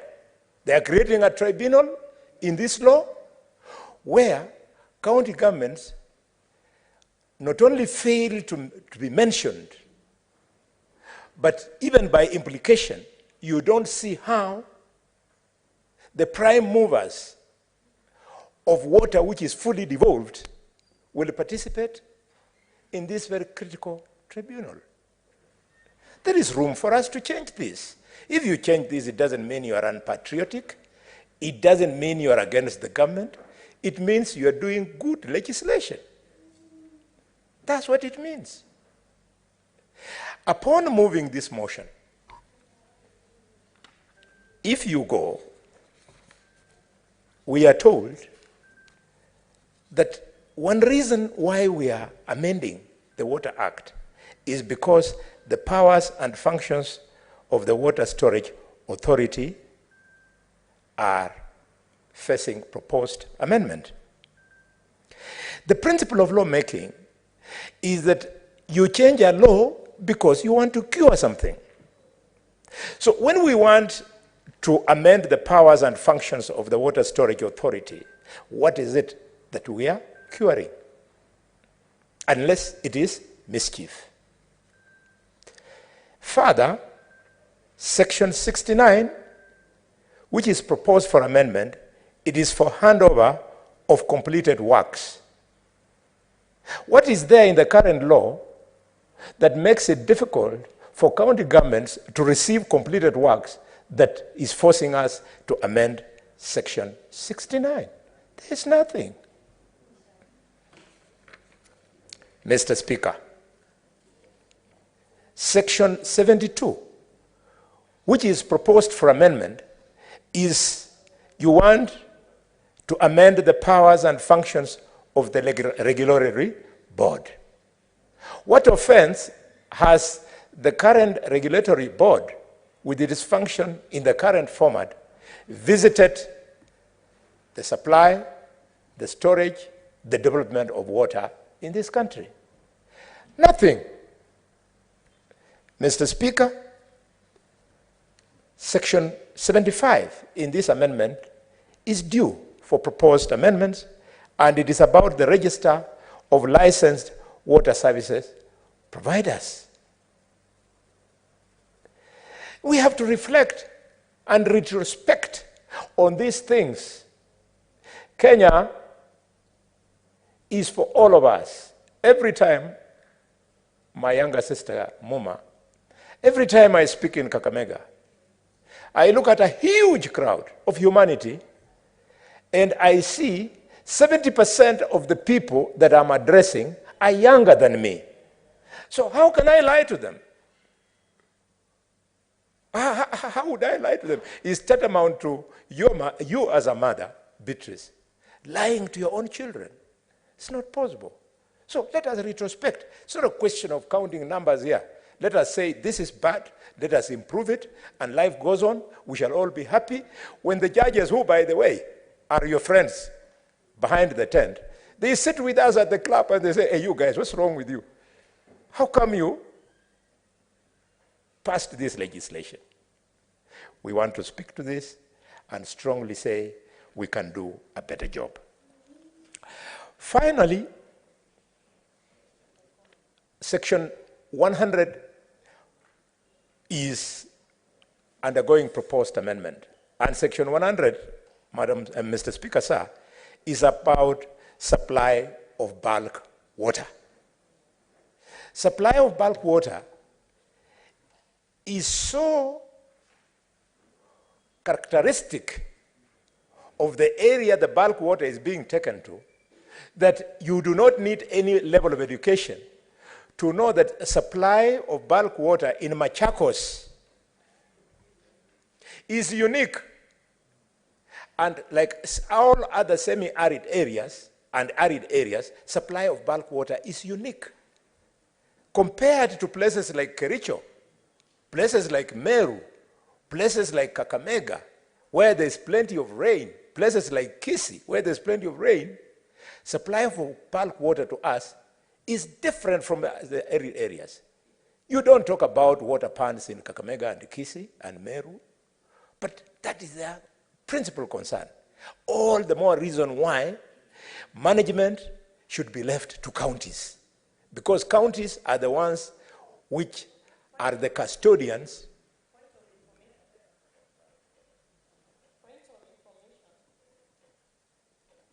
Counties, Chair, I'm waiting for the exchange before I continue.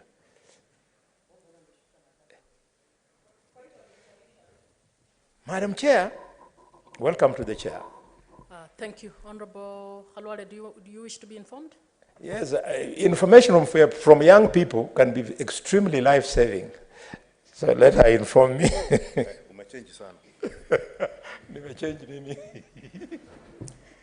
Thank you, Senator Halwale, and with all due respect, I know that you're my senior, and but you know, sometimes you can learn from us young people.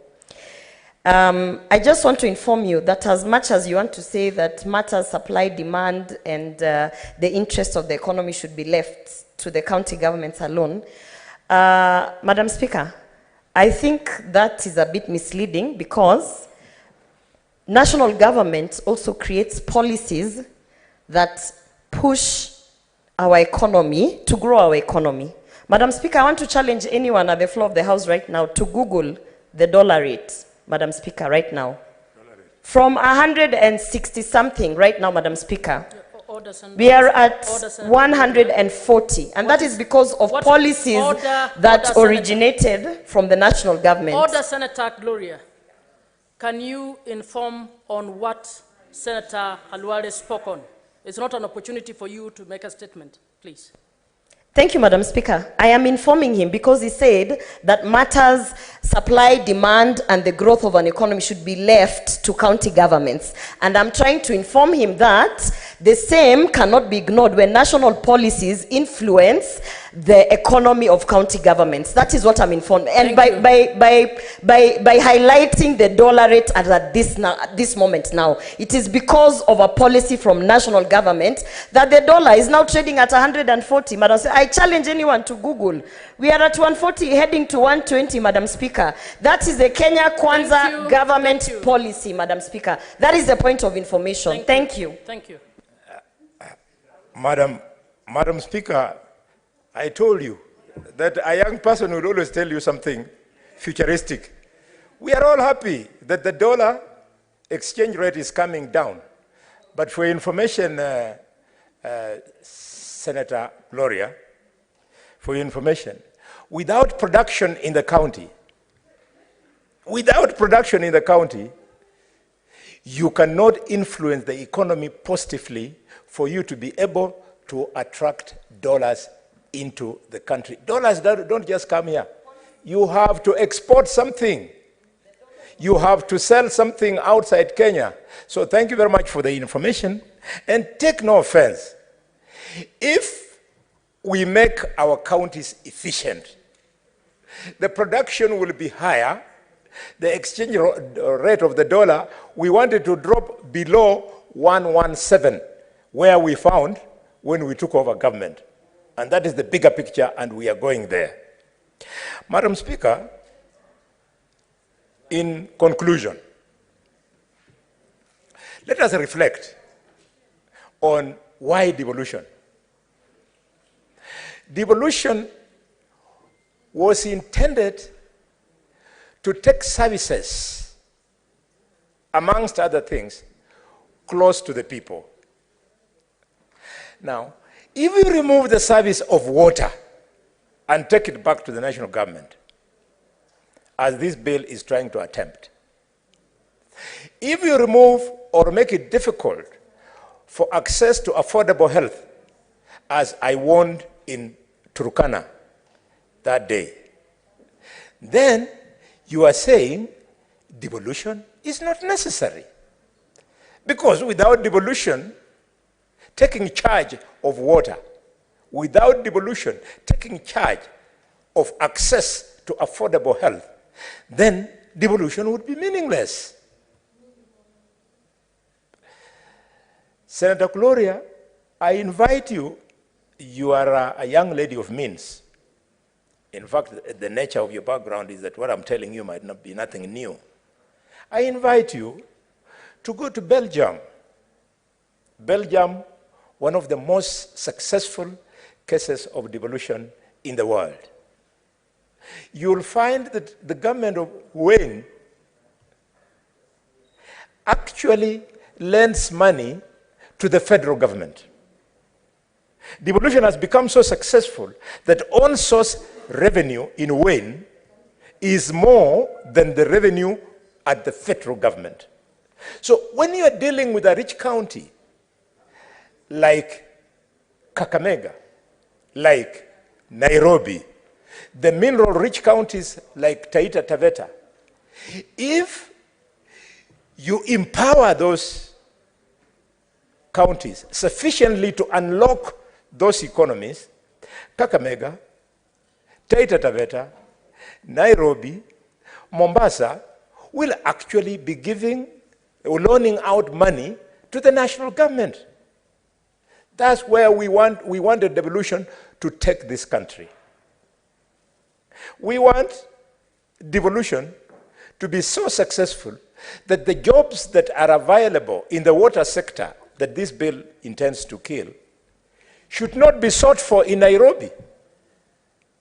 People who have trained in education in our universities and they come from Bungoma, they should be able to access the jobs they will have to be forced to come and do in Nairobi. When you centralize, they should be able to do those jobs from Bungoma. We must make devolution work, even if we don't want to be governors of the future. We must make devolution successful, even when we know that we have no intention of settling in our home counties. We want devolution to be so successful that any service you want can come on the spot. I went through a very embarrassing situation whereby I had lost my boy who had taken care of for a period of over 10 years. And we had to wait for 2 weeks for the national government to come to Kakamega. But if devolution is completely successful, then you wouldn't be waiting for specialists to come from Kakamega. You would sort out the issues the following day. If that is not patriotism, what is? Who told you, Madam Chair, that patriotism means supporting a political party?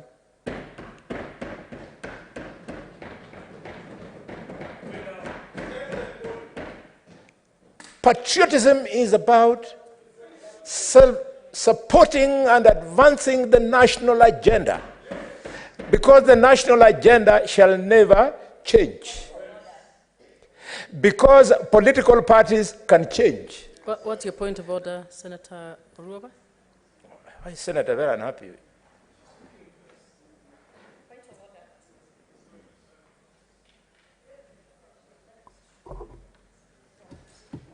Madam Speaker, we are debating on the water bill. I don't think it is in order. What's Madam your point Speaker, of order? Under which Madam order, Speaker, please? we are debating on the water bill, and I don't think it is in order cite- that Senator Halwale. Please cite the standing order. Yeah. I don't think it's in order that he's digressing. Senator. Madam Speaker.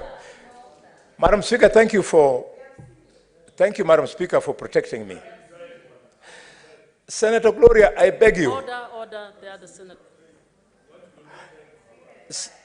Senator Gloria, I beg you. When you are elected, either the special way or through the elections that the other people went through, you become a big person in Nairobi whose word attracts attention. And the biggest threat,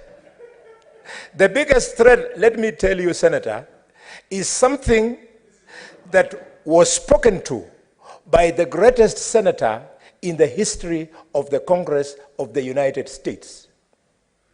His name was Senator William Fulbright. Go and read about the contribution of Senator William Fulbright. He said, once we get elected, we get something called the arrogance of power. The arrogance of power. Once you have the arrogance of power, you forget, Senator Gloria, once one has the arrogance of power, they forget the woman in Kisii who queued for 6 hours to vote for you as senator, even when they have never seen you, even when they will never see you. Let us raise the game. Let us make good laws that will make Kenya successful.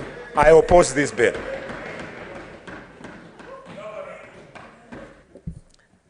Senator Kajwang.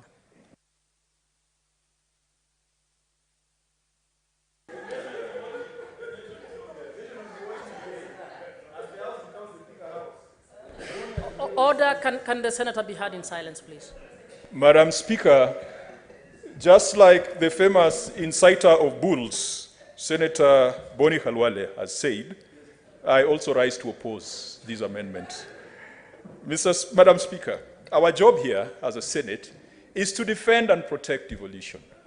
The net effect of this amendment is to dilute devolution and to transfer functions and powers that have been assigned to county governments to national government institutions. Madam Speaker, I've gone through this amendment bill and I've got a very clear conscience in opposing it. I have further received instructions, Madam Speaker, from the caucus of county executive committee members of water in Kenya.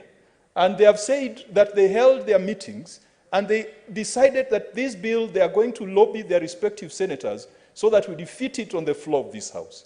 And Madam Speaker, this caucus brings together CECs from all the 47 counties, irrespective of how they voted, irrespective of who their political hero is, they have all in unison said that this bill is going to take away the little powers and the little space that county governments and county water service providers have. Order, Madam Commissioner.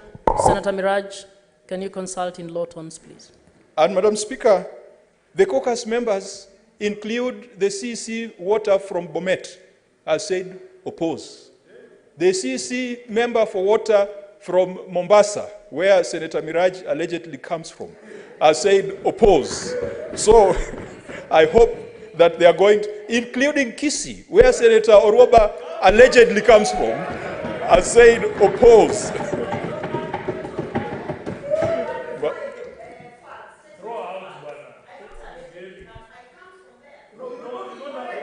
Continue, Senator. Madam Speaker. Order, Senator Gloria. And I think, Madam Speaker, would have really benefited from the report of the standing committee on this particular amendment, because the reports Senator of Orwoba, committees. what is your point of order? Madam Speaker, statement of fact. I don't allegedly come from Kisii County. I come from Kisii County. You must apologize and withdraw. What are you trying to tell the electorate out there? Apologize and withdraw. Senator Orwoba, allegedly means he does not know. Madam Speaker, I have no idea where she comes from, so there is nothing for me to apologize over. And I think that if someone went to a good school, the word alleged, the word alleged is self-explanatory. Madam Speaker, allow me to go to the content of this amendment Order, bill. Senator Orwoba, please. Please. If you look at... Order, Senator Orwoba. Order, Senator Orwoba. I have nothing to withdraw. Senator I Orwoba, don't know where you come from. I will not ask you again, please. Madam Speaker, we are dealing with a very important matter that we are not going to allow ourselves to be diverted by certain sideshows that have become customary in this House. The objective of this bill has been touted as to provide for public-private partnership arrangements and connected purposes. Madam Speaker, if you look at clause 3 of this amendment, it confers additional powers to the National Water Harvesting and Storage Authority, a national government entity. When it provides additional powers to that entity, it means that it is taking it away from another level of government, which in this case is a county government. If you look at clause 4 of this amendment, it confers additional functions to the waterworks development agencies at the expense of water service providers, which are entities owned by county governments. Madam Speaker, no sane senator can stand here and say that there is nothing wrong with this amendment that seeks to weaken water service providers, which are county corporations, by allocating those powers to waterworks development agencies, which are controlled by a cabinet secretary sitting in Nairobi. Madam Speaker, if you go further, clause 5 of this amendment talks of licensing of waterworks development agencies. Senator Sifuna.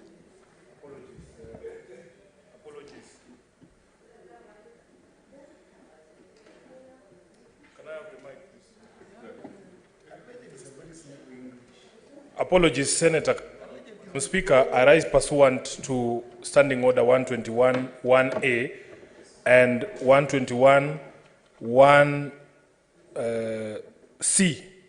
where a senator unnecessarily interrupts proceedings or consults in a disruptive manner. Madam Speaker, I am seated right behind Senator Kajwang, but I am unable to follow debate because of the disruptions that Senator Gloria is causing to this particular debate. If she is unwilling to continue listening to her colleagues, we listened to her. She also opposed this bill, and we also stamped our feet for her. She should have the courtesy to also listen to other senators when they're contributing. So, Madam Speaker, in order for us to also share in the wisdom of Senator Kajwang that is flowing in the same manner that the wisdom from Kakamega was flowing. Some of us are taking notes. If you are disinterested in this debate, Madam Speaker, let her leave the chamber. I thank you.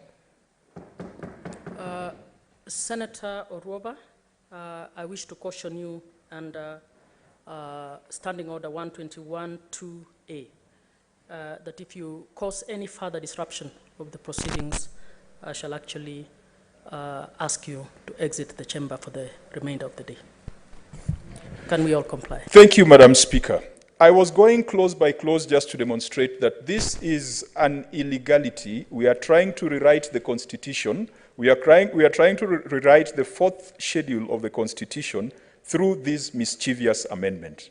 Madam Speaker, clause 7 confers additional functions to the Water Services Regulatory Board, another entity controlled by the national government, and clause 10 of this amendment talks about supply of bulk water in counties and introduces waterworks development agencies. Previously, the preserve and domain of the WSPs that are controlled by county governments. Madam Speaker, the Council of Governors made their submissions, and I've had the opportunity to look at the submissions of the Council of Governors. Why do we want to bring waterworks development agencies to do the last miles instead of facilitating water service providers to do that? Because that is their constitutional duty. And they have argued that because of the economies of scale that the waterworks development agencies have, they are going to run water service providers out of business. Madam Speaker, if you look at the Constitution and how it is structured, we have failed this nation as a house because since the advent of devolution, there are two sectors where we have not pushed for full transfer of functions. One is in the road sector, the other one is in the water sector.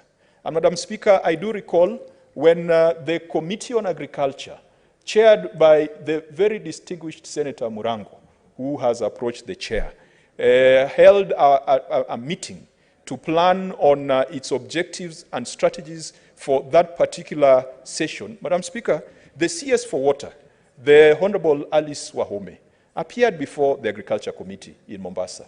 And she came along with the mandarins in the water sector. And we put it to them that they've been the obstacle, they've been the hindrance, they've been the stumbling block to reforms in the water sector. Why? Because they want to continue controlling big budgets in Nairobi.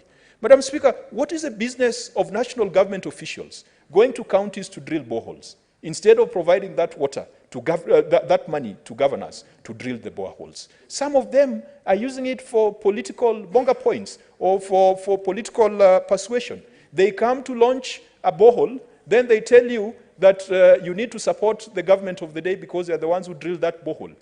At what point do you tell that the taxes that sunk that borehole came from one side of the country and not from all Kenyans? Madam Speaker, as a House, we must prioritize the pieces of legislation that have been stuck in the past constitutional dispensation.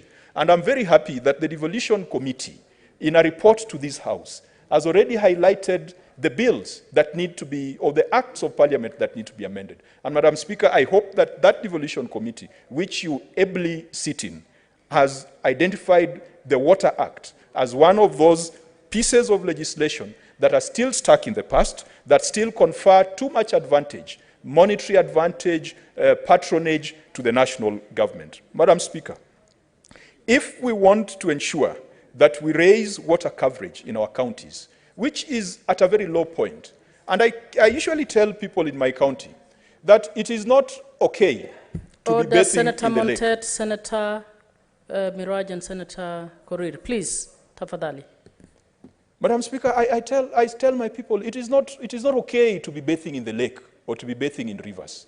It is not okay to be washing utensils and washing clothes in lakes and rivers. In fact, even cattle should not be drinking from lakes and rivers because they end up getting all sorts of infections, and many cases we have conflict with crocodiles and hippos and all sorts of animals. An organized government and a civilized society should ensure that water is provided to the nearest point where citizens need it. And the nearest point, most of the times, is a tap in someone's house. That is what civilization looks like. We cannot glorify poverty and call it culture. That when you see my people bathing in Lake Victoria, and you come and you find it's like a nudist colony because people are used to bathing that way, it cannot be normal, it cannot be okay. The government should provide water to the last mile, to the door of that woman, to the door of that pastoralist, so that his cattle can have water for their sustenance. For us to do this, we must strengthen WSPs, water service providers. We should not weaken them the way this amendment tries to weaken them.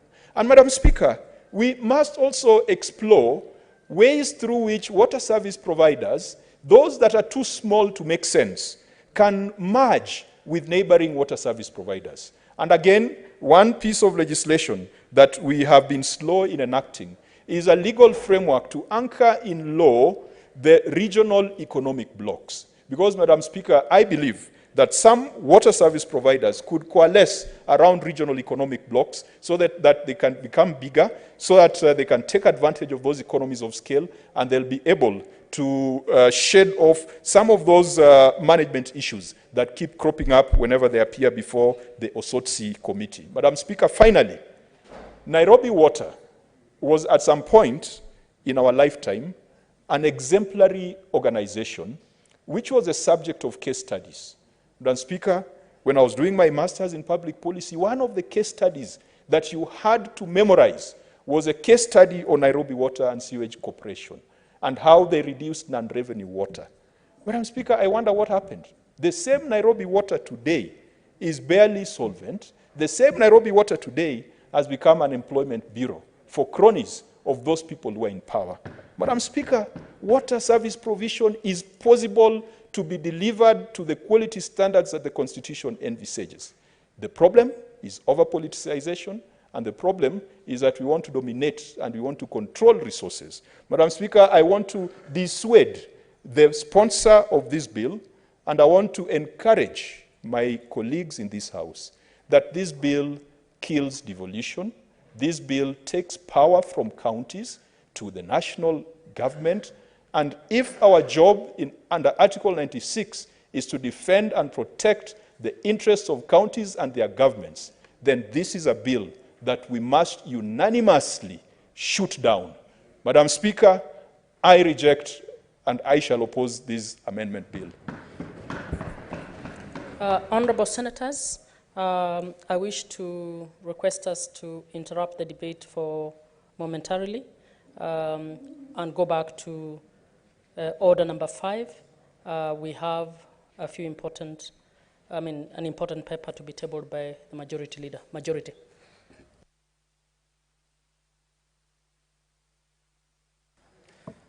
Thank you, Madam Speaker. Madam Speaker, I beg to lay the following papers on the table of this Senate today, Tuesday, 15th February 2024.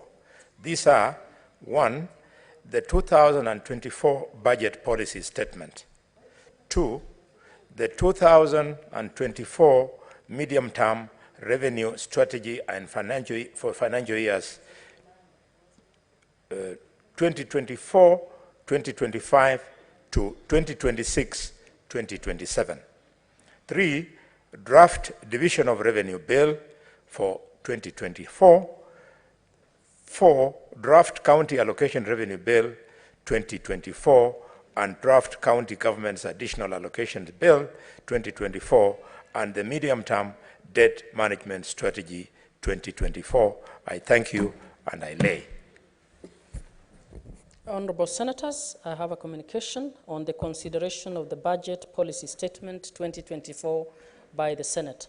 Honorable Senators, as you may have noted, the Senate Majority Leader has tabled the following documents: the Budget Policy Statement for the financial year 2024-2025, the Medium-Term Revenue Strategy for financial years 2025 to 2026-2027, the Medium-Term Debt Management Strategy 2024, the Draft Division of Revenue Bill 2024, the Draft County Allocation of Revenue Bill 2024, and the Draft County Government's Additional Allocations Bill 2024.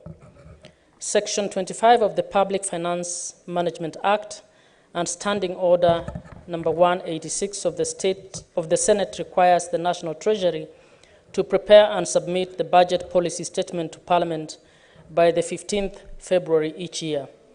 Honorable Senators, the budget policy statement is an important financial instrument as it sets out the broad strategic priorities and policy goals that will guide the national government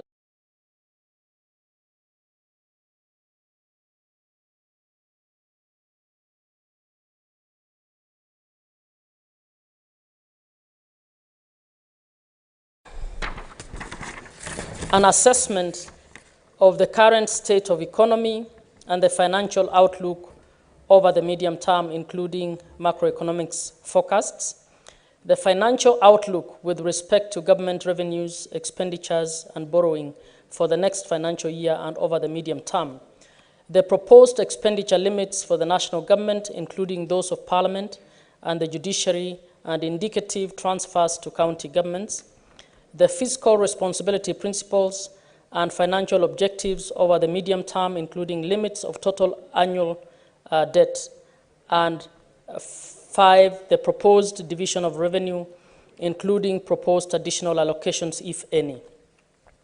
This budget policy statement details the criteria used to allocate or apportion the available public resources among the 2 levels of government and the various programs and projects. Honorable Senators, Section 25(7) of the Public Finance Management Act provides as follows, and I quote, "Parliament shall not later than 14 days after the budget policy statement is submitted to Parliament table and discuss a report containing its recommendations and pass a resolution to adopt it with or without amendments."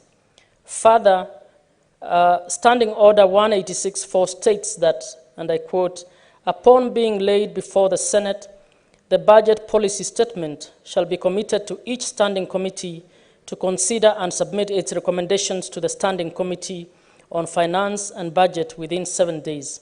Pursuant to Standing Order 186.5, the Standing Committee on Finance and Budget shall within 12 days following the tabling of the budget policy statement consider the budget policy statement and the recommendations received under paragraph 4 and table the report for consideration in accordance with Section 25(7) of the Public Finance Management Act. Appreciating the importance of the budget policy statement and the above timelines, I direct that the budget policy statement be considered by all standing committees, each concentrating on its mandate, highlighting any policy and financial recommendations thereof. These recommendations must be forwarded to the Standing Committee on Finance and Budget on or before Thursday, 22nd February 2024. In order to assist the standing committees to unpackage the contents of the budget policy statement, the Standing Committee on Finance and Budget has organized a breakfast meeting for all senators on Tuesday, 20th February 2024 at 7:30 a.m. at a venue to be communicated. The Standing Committee on Finance and Budget will be required to consider the recommendations from the other standing committees, as well as consult the institutions referred to under Standing Order 186.6 in finalizing its report on the budget policy statement. The Standing Committee will be required to table its report on or before Wednesday, 28th February 2024, for the Senate to consider and make a determination on the report by Thursday, 29th February 2024. Honorable Senators, in a nutshell, it means that any proposal that senators have regarding the budget policy statement, division of revenue bill, the county allocation of revenue bill, the county government's additional allocations bill 2024, and the financing structure thereof, among other recommendations, should be canvassed and forwarded to the Cabinet Secretary for the National Treasury for consideration when finalizing the budget for the Treasury for the relevant financial year. This is a requirement pursuant to Section 25(8) of the Public Finance Management Act and Standing Order 186.9 of the Senate. In conclusion, I urge all to prioritize the scrutiny of the budget policy statement, taking into account consideration of our most important function, which is safeguarding devolution. I thank you. Honorable Senators, there is one more statement by majority under order number 7. Majority.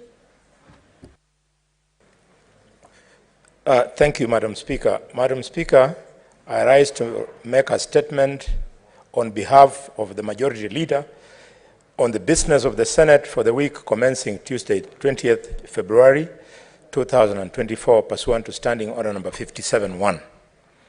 Madam Speaker, pursuant to this standing order, I hereby present the Senate the business for the week commencing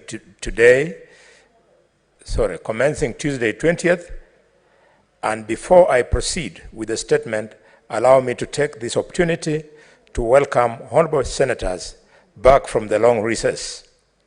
I trust that you have had time to rest and have had an opportunity to reconnect with your constituents, family, and friends. So far, a total of 66 Senate bills have been published. Out of these, 5 bills have been enacted into law, while 8 have been concluded and referred to the National Assembly for consideration but are yet to be concluded. 44 bills are pending conclusion at the various Senate stages, out of which 9 are National Assembly bills, while 35 are Senate bills. Of these 44 bills, 33 are at the second stage reading and 11 are at the committee of the whole. A further 9 Senate bills are undergoing concurrence pursuant to Article 110 of the Constitution, and 5 bills have been denied concurrence. 2 bills were negatived at the second reading stage, and 2 bills were withdrawn by the respective movers. Madam Speaker, a total of 45 petitions have been presented to the Senate and subsequently referred to various standing committees for consideration. Of these, 24 have been considered by the respective standing committees, while 21 are pending conclusion. This, with respect to statements, a total of 547 have been sought under Standing Order 53-1 and committed to the relevant standing committees. And out of this, 293 are pending conclusion by the respective committees. With regard to motions, a total of 2 have been filled by senators and will be scheduled in coming days. Madam Speaker, this is maybe a point worth noting. Parliamentary Service Commission should reflect on the volume of work in the hands of committees. 547 statements are being processed. The Senate is really at work. At the meeting held on Tuesday, 13th February, the Senate Business Committee approved the first set of questions to appear in the order paper for Wednesday, 21st February 2024 during the morning sitting. The summary of the questions and cabinet secretaries to appear on that day are as follows. Members note that question 1 is by Professor Tom Ojienda, Senior Counsel, MP, to the Cabinet Secretary for Interior and National Administration on the intercommunal clashes that occurred in Sondu town during the demonstrations in June and July 2023. 2 is question number 2 by Senator Mwenda Kataya Mofaya, MP, to the Cabinet Secretary for Interior and National Administration on the non-operationalization of Chiagariga sub-county in Tharaka Nithi County. Question 3 is by Professor Tom Ojienda, Senior Counsel, MP, to the Cabinet Secretary for Agriculture and Livestock Development on the theft of cane at way bridges while in transit to sugar factories. Question number 4 is by Professor Tom Ojenda, Senior Counsel, MP, to the Cabinet Secretary for Agriculture and Livestock Development on the appointment and dismissal of directors and managing directors, chief executive officers in state-owned sugar companies in Kenya. Question 5 is by Senator James Murango, MP, to the Cabinet Secretary for Water, Sanitation and Irrigation on the water projects budgeted for by the national government in Kirinyaga County in the financial year 2023-2024. Madam Speaker, as senators will recall, during the morning sitting of the Senate on Wednesday, 14th February 2024, the report of the National Dialogue Committee was tabled and a notice of motion for adoption was given. This motion will be coming up for debate in the coming week. Additionally, today, the Senate will receive the budget policy statement, the draft division of revenue bill, the draft county allocation of revenue bill, and the county government's additional allocations bill. The Senate Business Committee will schedule these financial instruments for consideration upon tabling of the reports by the Standing Committee on Finance and Budget. From the aforesaid, the Senate begins the third session with an already full plate.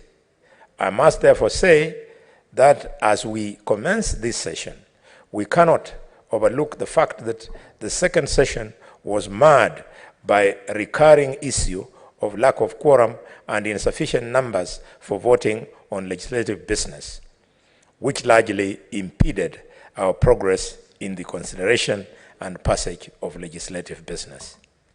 The third session, Madam Speaker, presents us with a good opportunity to advance the legislative business before the Senate. For this season, I urge all of us to be present and engaged in the chamber for debates and voting process. I also implore all committees to expeditiously consider business before them and table reports in a timely manner pursuant to the respective standing orders. Madam Speaker, finally, on Tuesday, the 20th February 2024, the Senate Business Committee will consider and approve the business of this week. I do thank you and hereby lay this statement on the table of the Senate on behalf of Senator Aaron Cheruyot, EGH MP, Senate Majority Leader. Thank you. Honorable Senators, I wish to invoke my powers under Standing Order number 45-2 on the sequence of proceedings and wish to suspend the debate on the water bill to the next sitting where Senator Murango, you will be the first person to speak and call us to address order number 8. Is that majority?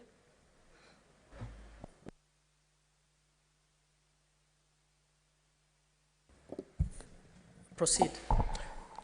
Thank you, Madam Speaker. Madam Speaker, I rise to move motion number 8, being consideration of the draft Senate calendar for the third.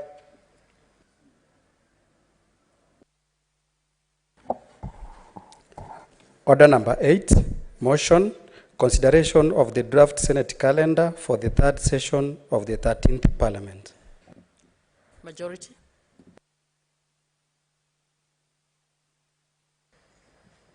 Thank you, Madam Speaker. I'm sorry for the hiccup. I rise to move motion number 8, being consideration of the draft Senate calendar for the third session of the 13th Parliament. That pursuant to Standing Order number 32-1, the Senate approves the calendar for regular sittings for the third session of the 13th Parliament, February to December 2024, that was laid on the table of the Senate on Wednesday, 14th, 2024. Madam Speaker, We are just notifying this for general information pursuant to Standing Order number 32 of the Senate Standing Orders. And Madam Speaker, this being a procedural motion, the dates are on your order paper and they are contained in a schedule which shows that the first session, this third session, started on 13th of February. It will continue as part 1 to 28th of March. Thereafter, we will go on a brief recess before we embark on part 2 that will run between 16th of April to 30th of May. Thereafter, we'll go for a recess to come back and restart the third part of the third session on the 25th of June, which will end on the 8th of August, and again, we will break for a recess. Coming from which, we will embark on the fourth part of the third session, and this will start on 30th of September to 17th of October. Again, we'll have a brief break, and upon coming back, we will embark on the last and final part 5 of the third session, which will last from 5th to 5th of November and December. Madam Speaker, I beg to move and request Honorable Osoti, the distinguished senator from Vihiga, to second this motion.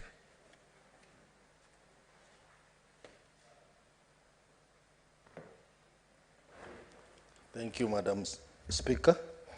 Madam Speaker, as you're aware, this particular motion is very important for this House because we cannot effectively transact our business in this House without having a clear calendar as to how we are going to meet and the times and the dates. Madam Speaker, this is very important. You realize that before the new constitution, Parliament did not have the powers to decide on its calendar. But this is one of the best things that have happened as a result of the new constitution, that we are able to discuss and agree on our calendar. Madam Speaker, I don't want to belabor on this matter. I want to second this motion and ask all our colleagues to approve this motion so that we are very sure of the dates, when we will go for recess and when we will be in session. Thank you, Madam Speaker. Have you seconded it? Senator Osoti, please second the motion. Madam Speaker, I said it, but for a record time, I want to second this motion. Honorable Senators, I propose the question that pursuant to Standing Order 32.1, the Senate approves the calendar regular sessions for the third session of the 13th Parliament, February to December 2024, laid on the table of the Senate on Wednesday, 14th February 2024.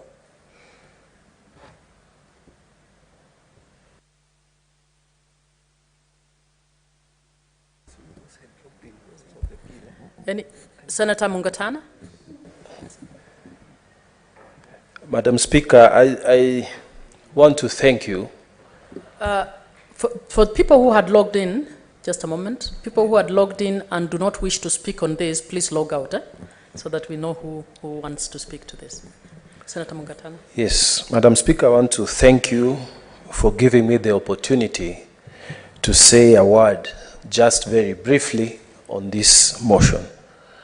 Madam Speaker, this may seem to be a very minute motion, even a procedural motion, but Madam Speaker, this is in fact a constitutional motion, Madam Speaker. And this motion, Madam Speaker, celebrates the victories that were recorded from the new Constitution of 2010.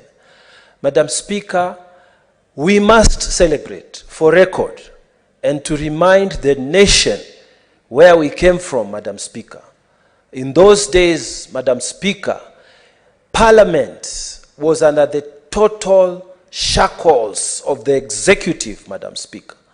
And every time the head of executive, the president, felt like Parliament is being too hot, he would exercise the prerogative of dissolution of Parliament. And Madam Speaker, we used to be sent home when things are not working for the president. So, Madam Speaker, for the young generation that is coming up, we must remind them that we have cause to celebrate for us as a parliament, as a Senate now, that we are able to set our own timetable, Madam Speaker. Decide when we come, decide when we go, and decide how we proceed in the business of this house. Madam Speaker, you know, we must celebrate these things because, like in the Bible, we remind ourselves every Sunday, and those of us who are given to the Word of God every day, we have to read and remind ourselves of the victories that we came from and the history, Madam Speaker, so that we can continue in the path of independence of this house. Madam Speaker, I have observed today the debate, and I have followed with a lot of satisfaction, Madam Speaker, what has transpired in this house. Madam Speaker, this is the spirit of Parliament, the spirit of independence, the spirit of our people in Kenya that is admired all over East Africa. And this is what makes us as Kenya, that other people cannot understand. So, Madam Speaker, I beg to support. I thank you. Senator Kisang. Thank you, Honorable Madam Speaker. Madam Speaker, I also rise to support this motion. As my colleagues have said, Honorable Speaker, in the past, you know, the then president was the one who was in charge of Parliament, and Parliament was a department of Office of the President. I remember my long-time member of Parliament, Honorable Francis Mutual, used to tell me they used to go to Harambee House every Thursday to collect an envelope which was the salaries and allowances for the weekend. You can imagine now, Honorable Speaker, Parliamentary Service Commission is independent, the legislative is independent, we are able to be paid by Parliament, we can decide, we plan our own calendar, not like those days when we just look like a department.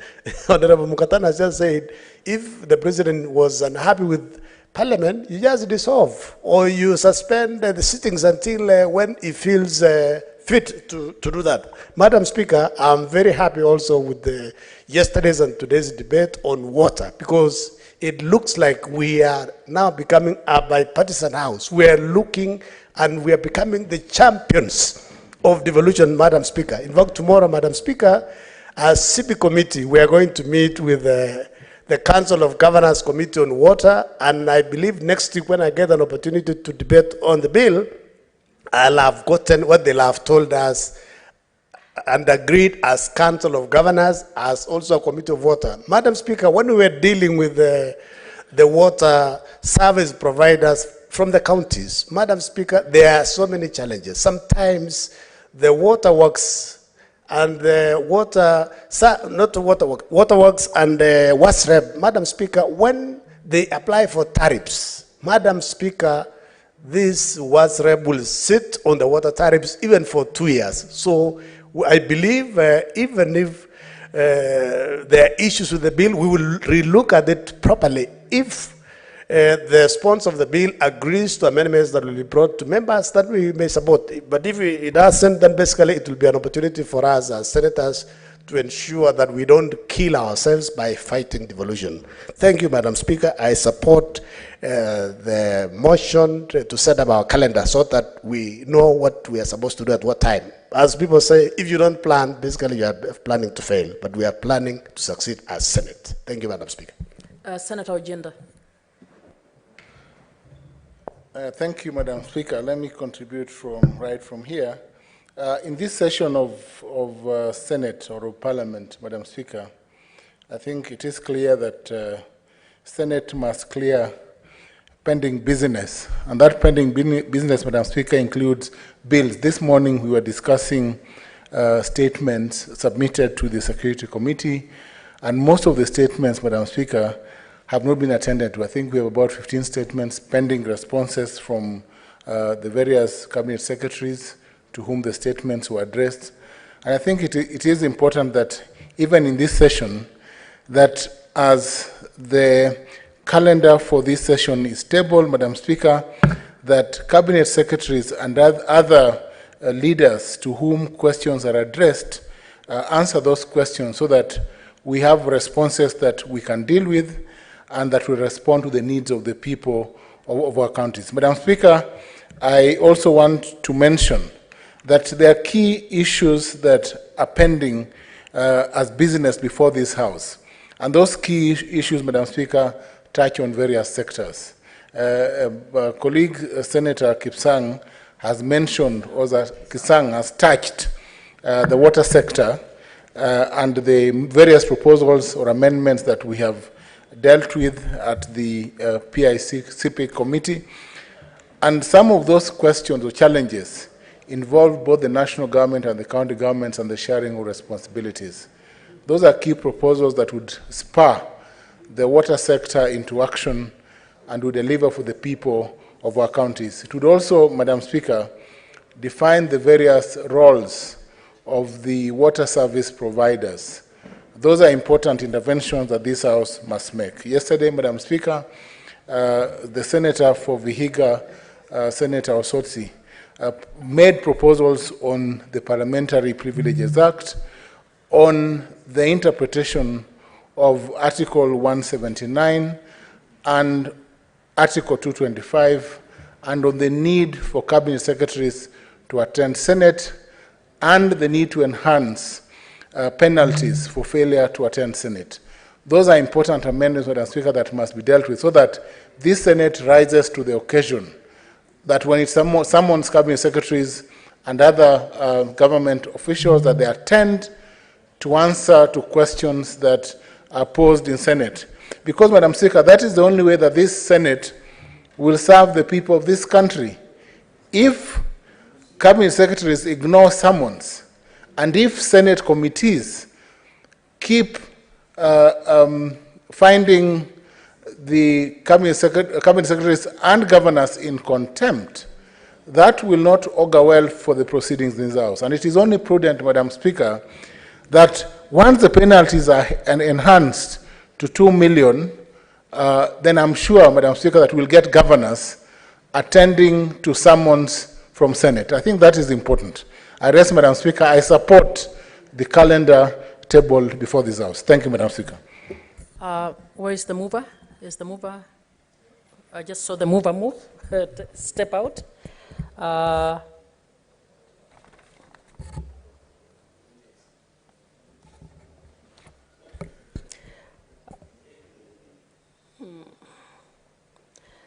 Pursuant to Standing Order 84-2, I wish to make the determination that the matter does not affect counties and put the question. Honorable Senators, I put the question that pursuant to Standing Order 32-1, the Senate approves the calendar regular sessions for the third session of the 13th Parliament, February to December 2024, laid on the table of the Senate on Wednesday, 14th February 2024. Will as many as are of that opinion say aye? Aye. Will as many as are of a contrary opinion say nay? The ayes have it. Next order.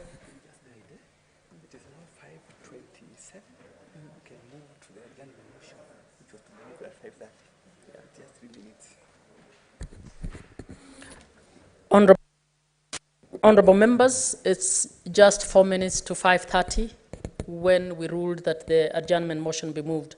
I wish to call upon the mover to proceed.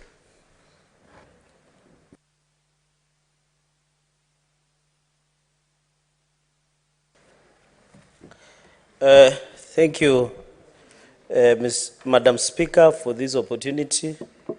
I rise to move a motion understanding order number 37 to move that we discuss an issue or a national definite matter, Madam Speaker, on the untimely demise of the legend, the God or great of all times, the late Kevin Kiptum, who died through tragic road accident a few days ago, Madam Speaker.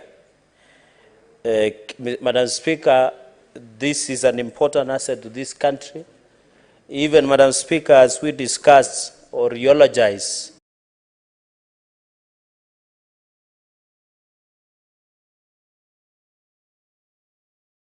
today in the afternoon, and it has been stated officially that we have lost also the great who used to refer himself as Sir Henry Rono, the legendary athlete from my county, Madam Speaker, who went to history of athletics in 1978 by breaking 4 world records within 81 days in 1978. He's the great also of all times, 5,000 meters, 3,000 meters triple chase, and 10,000 meters triple chase that he broke within 81 days in 1978.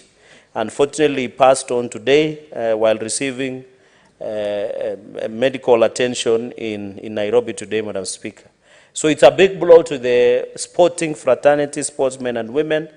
Madam Speaker, Kevin Kiptum, who was born on 2nd December 1999 in Chepsamo village, Chepkorio, Elgeyo Marakwet County.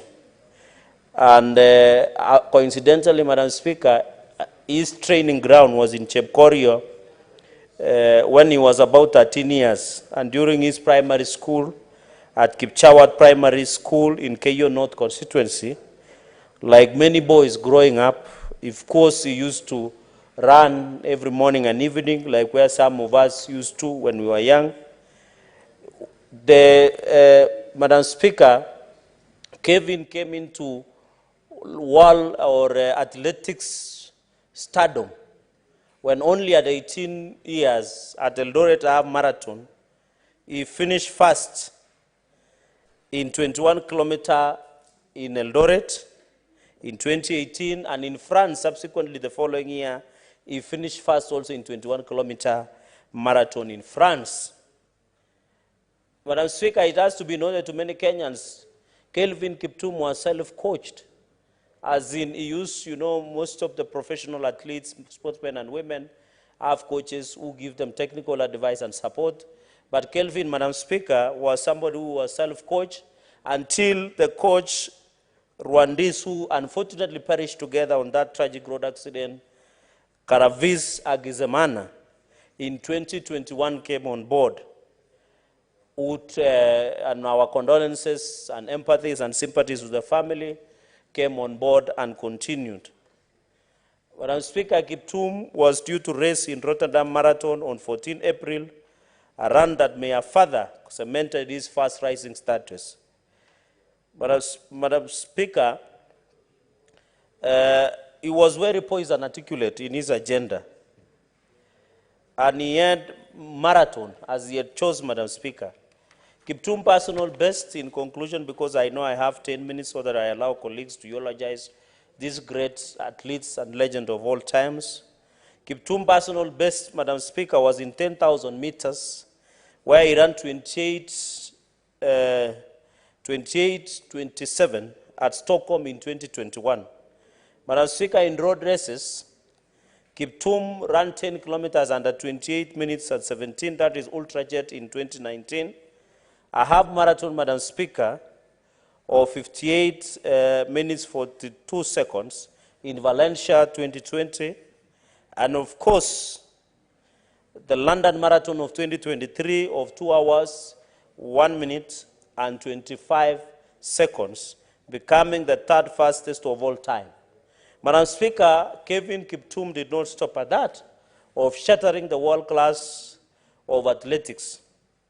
This happened in Chicago, 2023, when he beat the great of all times, my neighbor, Eliud Kipchoge by running 2 hours, 00 and 35 seconds. A world record which was, unfortunately, Madam Speaker, was ratified by World Athletics. When it was being ratified, it is only a week that unfortunately Kevin perished through that tragic road accident, Madam Speaker. So even the great of all times, the famous 159, although he's an official, Eliud Kipchoge, it did indicate that Kelvin Kiptum was going to be one of the best marathoners that we'll have. And I remember his interview vividly. I want to ask Kenyans, they have been condemning Eliud Kipchoge for saying he did not congratulate. If you are very keen, it is Eliud Kipchoge in press conference after the event that indicated that he is happy that Kelvin Kiptum is becoming one of the best. Madam Speaker, he became and of course, as we have heard in interviews from family, he told even his father and the spouse that he felt that he could run under 2 hours. Madam Speaker, I want to urge the police to move with speed and conclude, and I'm happy a number of people yesterday presented themselves to Iten police station, and the 4 ministry have recorded a statement with the relevant agencies. We want our athlete to be buried in a heroic send-off. I'm happy to report to the House that courtesy of His Excellency the President and Kenya Kwanza government, the great legend of sporting fraternity, Kevin Kiptum, will be given a state burial. And I think that is important. As we speak, Madam Speaker, I am informed from reliable sources that the government has directed that the house or the family home be immediately constructed, Madam Speaker. And I think we need to borrow from President Museveni. You saw when they want the gold, you get a car and a house. And I saw even Tinubu Bola, the president of Nigeria, even after Nigeria lost, he gave them, I think, a house and land, apartment, Madam Speaker, of the great, the great players that play African Cup of Nations. We need to motivate. We are not saying, let us motivate athletics, even basketball, volleyball, football. Let us motivate our youth. And I want to urge Elgeyo Marakwet County, and I know my brother Senator Kisang will have a discussion, and even here in Nairobi, let us look for somewhere, if it's a road, if it's a university, let us name this great marathoner of all times against our institutions. I would want to see even a sports academy being named after Kelvin Kiptum, so that it inspires most of the young people, Madam Speaker, so that it go into the future. We have seen some institutions that have been named by people who we do not know their track record, like Gideriman, people who just queued eating Gideri while voting, and there's some institution. But this is somebody, Madam Speaker, that has risen the flag. The people who are seated here, we have never risen a flag, even outside the country. Our national anthem has been sung in honor because of these young men, and many others in football, volleyball, basketball. Madam Speaker, let us respect the legacy. I want to ask the soft underbelly of issue of anti-doping, the issue of doping by sportsmen and women.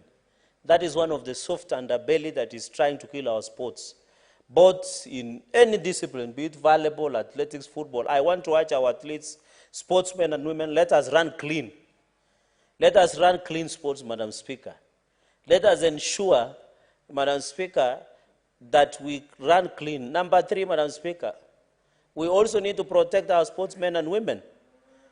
Why is it that other people are given VIP protection, Madam Speaker? This is our national treasures and assets.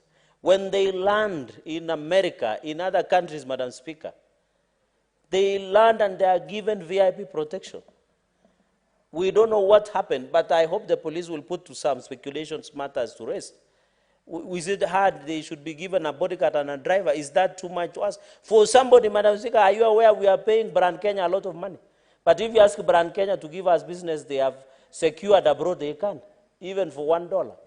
But these athletes, when they run, everybody would want to say, I want to visit Kenya, because of wearing that T-shirt that is written Kenya, be it football, volleyball, among others, Madam Speaker. With those very many remarks, I beg to move and request Senator Professor Margaret Kamar to second. I know everybody wanted to second, Madam Speaker, but I know they will get a chance. I thank you, Madam Speaker. Thank you, Madam Speaker, for the opportunity to second this motion.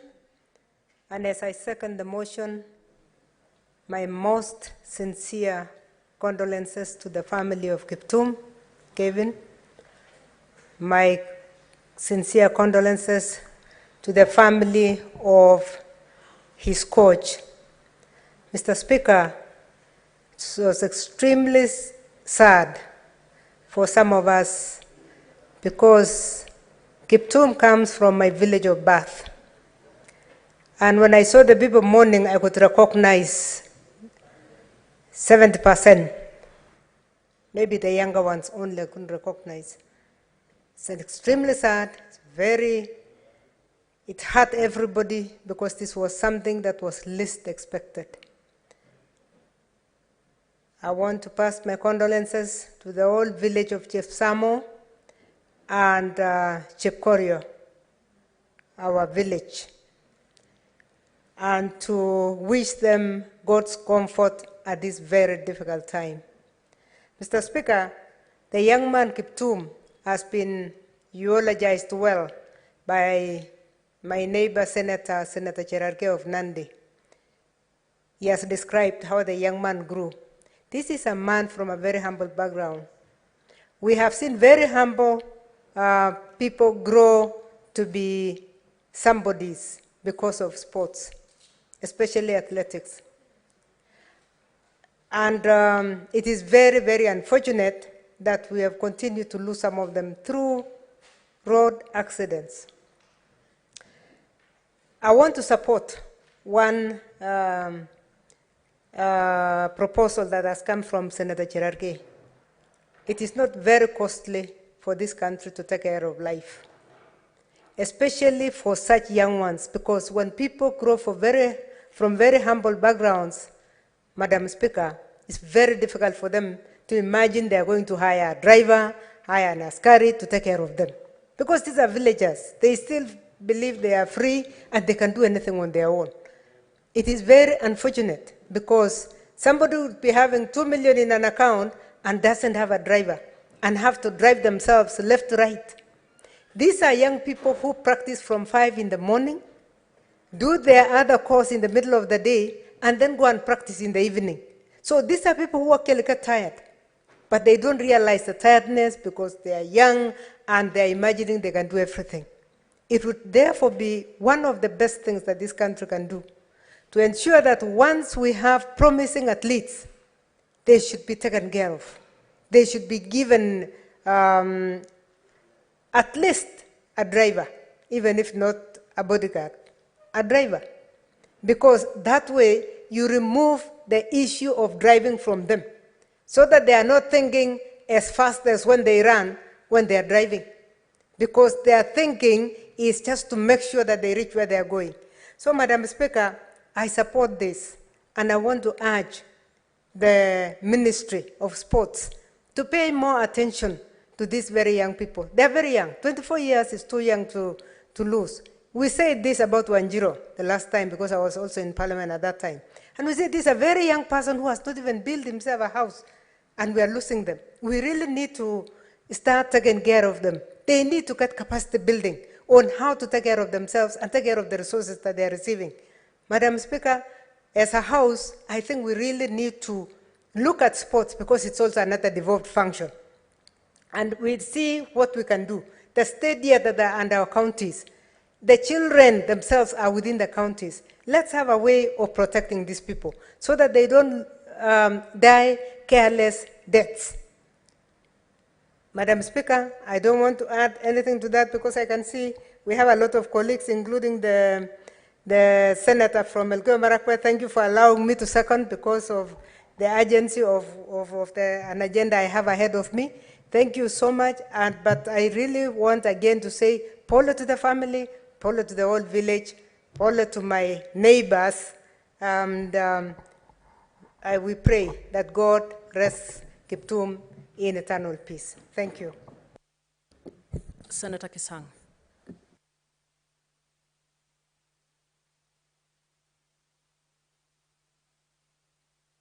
Honorable Senators. Thank you. Oh, sorry. Honorable Senators, I propose the question that pursuant to Standing Order 37, the Senate do adjourn to discuss a definite matter of urgent national importance, namely the untimely death of the current marathon world record holder, Mr. Kevin Kiptum, through a road accident along Kaptagat Eldoret Road. Senator Kisang. Thank you, Madam Speaker. Madam Speaker, on behalf of myself, my family, and the great people of Elgeyo-Marakwet County, I wish to sincerely convey our condolences to the family of the late Kelvin Kiptum, who died on Sunday night. Madam Speaker, Kiptum was still a very young man of 24 years, who was born in 1999, Madam Speaker. Madam Speaker, the Kelvin grew up in a very humble background in Kipsamoa village of Kaptaroko Ward. I know people have said it's from Chepkoria, and the village is at the boundary in KS South. Madam Speaker, this is a man who struggled. We had the father said, you know, he was the only son, he was the only child. The mother had problems when she gave birth, and as an honorable man, he accepted actually just to stay with one child without even getting another wife. So the father is also a great man, because it is not ordinary. It's not ordinary for an African man to accept when your wife has challenges. It's normally the other way around, that the man wants the wife not to continue giving birth when you have challenges yourself as a man. So the father was a great man. Madam Speaker, in a very record short time, from 2018 up to when Kiptum died, he had done very well, because initially he didn't know that he was going to be a great runner. He trained as an electrician, but along the way he discovered that he had talent, and he started practicing on his own, ran without shoes, he ran on borrowed shoes, and he has died as a legend, Madam Speaker. That's why it is important for the country to honor Kelvin Kiptum. In fact, Madam Speaker, I believe I'll bring a petition to this House so that Kamarin Stadium be renamed as Kelvin Kiptum Stadium, that is in Elgeyo-Marakwet County. And we'll ask the CS Sports, luckily he has already advertised for a tender for that stadium to be completed, so that by the time we are opening the stadium, it will not be Kamarin Stadium, but Kelvin Kiptum Kamarin Stadium, in his honor, so that we remember this is a great man. He was going to run actually in Rotterdam under 2 hours, because if he ran in Chicago, 2 hours, 35 seconds. And he was already practicing to ensure he beats that record. And he was training every day. In fact, the wife said that she complained that he was doing a lot of training, but he said he had the stamina. That particular fateful day, Madam Speaker, he left home, went to Prosper to do his errands, family errands, and came to Eldoret. Unfortunately, he died while going home. In fact, the reason why he was late, we are told that the person, the lady who was with them, is one of the workers in the camp, and she had been given off. So they were waiting with the coach, because she said she is arriving in Eldoret late, and she wanted to lift back to the camp. That's why they delayed waiting for the worker, Madam Speaker. Madam Speaker, it is important that the Ministry of Sports give our athletes security, they give them drivers. There are not many. We can target the elite sportsmen who have already gotten gold medal, silver, and the others. Because, Madam Speaker, you can imagine this young man, he doesn't see the need to hire a security to get a driver, because even they have not even gotten the money that he won last year. Look at the home where they're coming from. So I hope the ministry is going to assist. We thank the president for accepting to do a state barrier. for Kelvin Kiptum, and then also we will ask the government through Minister of Sports to ensure they put up a decent house for the parents and for the young lady, and if possible, they take her up and employ her so that she can maybe further her studies and assist to educate our young children. We also thank the manager because he has also agreed that we will do a foundation in honor of Kelvin Kiptum. That is very important, Honorable Speaker. Then finally, Madam Speaker, we also lost, less than 2 months ago, we lost another athlete who was running for Uganda, Benjamin Kiplagat, who was killed by thugs in Eldoret. So this is very sad. We need also the police commandant within Washingishu County to beef up security, especially around where athletes are having camps, where athletes are living, so that we don't have to lose our talent, our serious athletes who are bringing a lot of dollars. One of the reasons why maybe the shilling is strengthening, it's because of these athletes. Yeah? Dollars are coming to the country. Thank you, Madam Speaker, and we pray that his soul may rest in eternal peace. Thank you. Senator Eddy.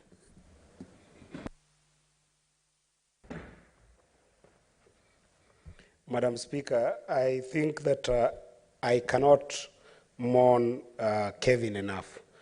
Together with his coach, Akizimana, who perished in this unfortunate tragedy. But Madam Speaker, I just wanted to say that as a country, in fact, as a house, we do have the power to change the lives of sportsmen in this country. And I won't limit it to athletes, because the way that sportsmen have been treated in this country is completely not good at all. You know, the kind of grace, honor, and glory that these sports people have brought to this country, Madam Speaker, is something that I think is big treasure and big achievement, that the word VIP treatment is an understatement, Madam Speaker. I don't think that the concept should only be about security and protection of their Bill of Rights under Chapter 4 of the Constitution, but I think also appreciating the fact that they lift us in the global map, Madam Speaker, to the extent that they deserve a lot more benefits. If you remember in 1968, Kip Keino brought us wonderful medal, taking it from a very serious American in the Summer Olympics in Mexico City. And up to date, Madam Speaker, apart from million jobs that have been given to Kip Keino, as a way of charity, there hasn't been serious protection and serious support to Kip Keino. Madam Speaker, the other day I watched Eliud Kipchoge running the sub-2, although unofficial, but the sense of pride that he brought in the world, the sense of inspiration that he brought to young people. And I speak as a young person, seeing such a young man who has died, and the feeling that I had when Kipchoge Eliud ran the sub-2 Ineos marathon, Madam Speaker, and up to date, is left to his small wealth that he might have acquired, that Kenya did not participate in giving him.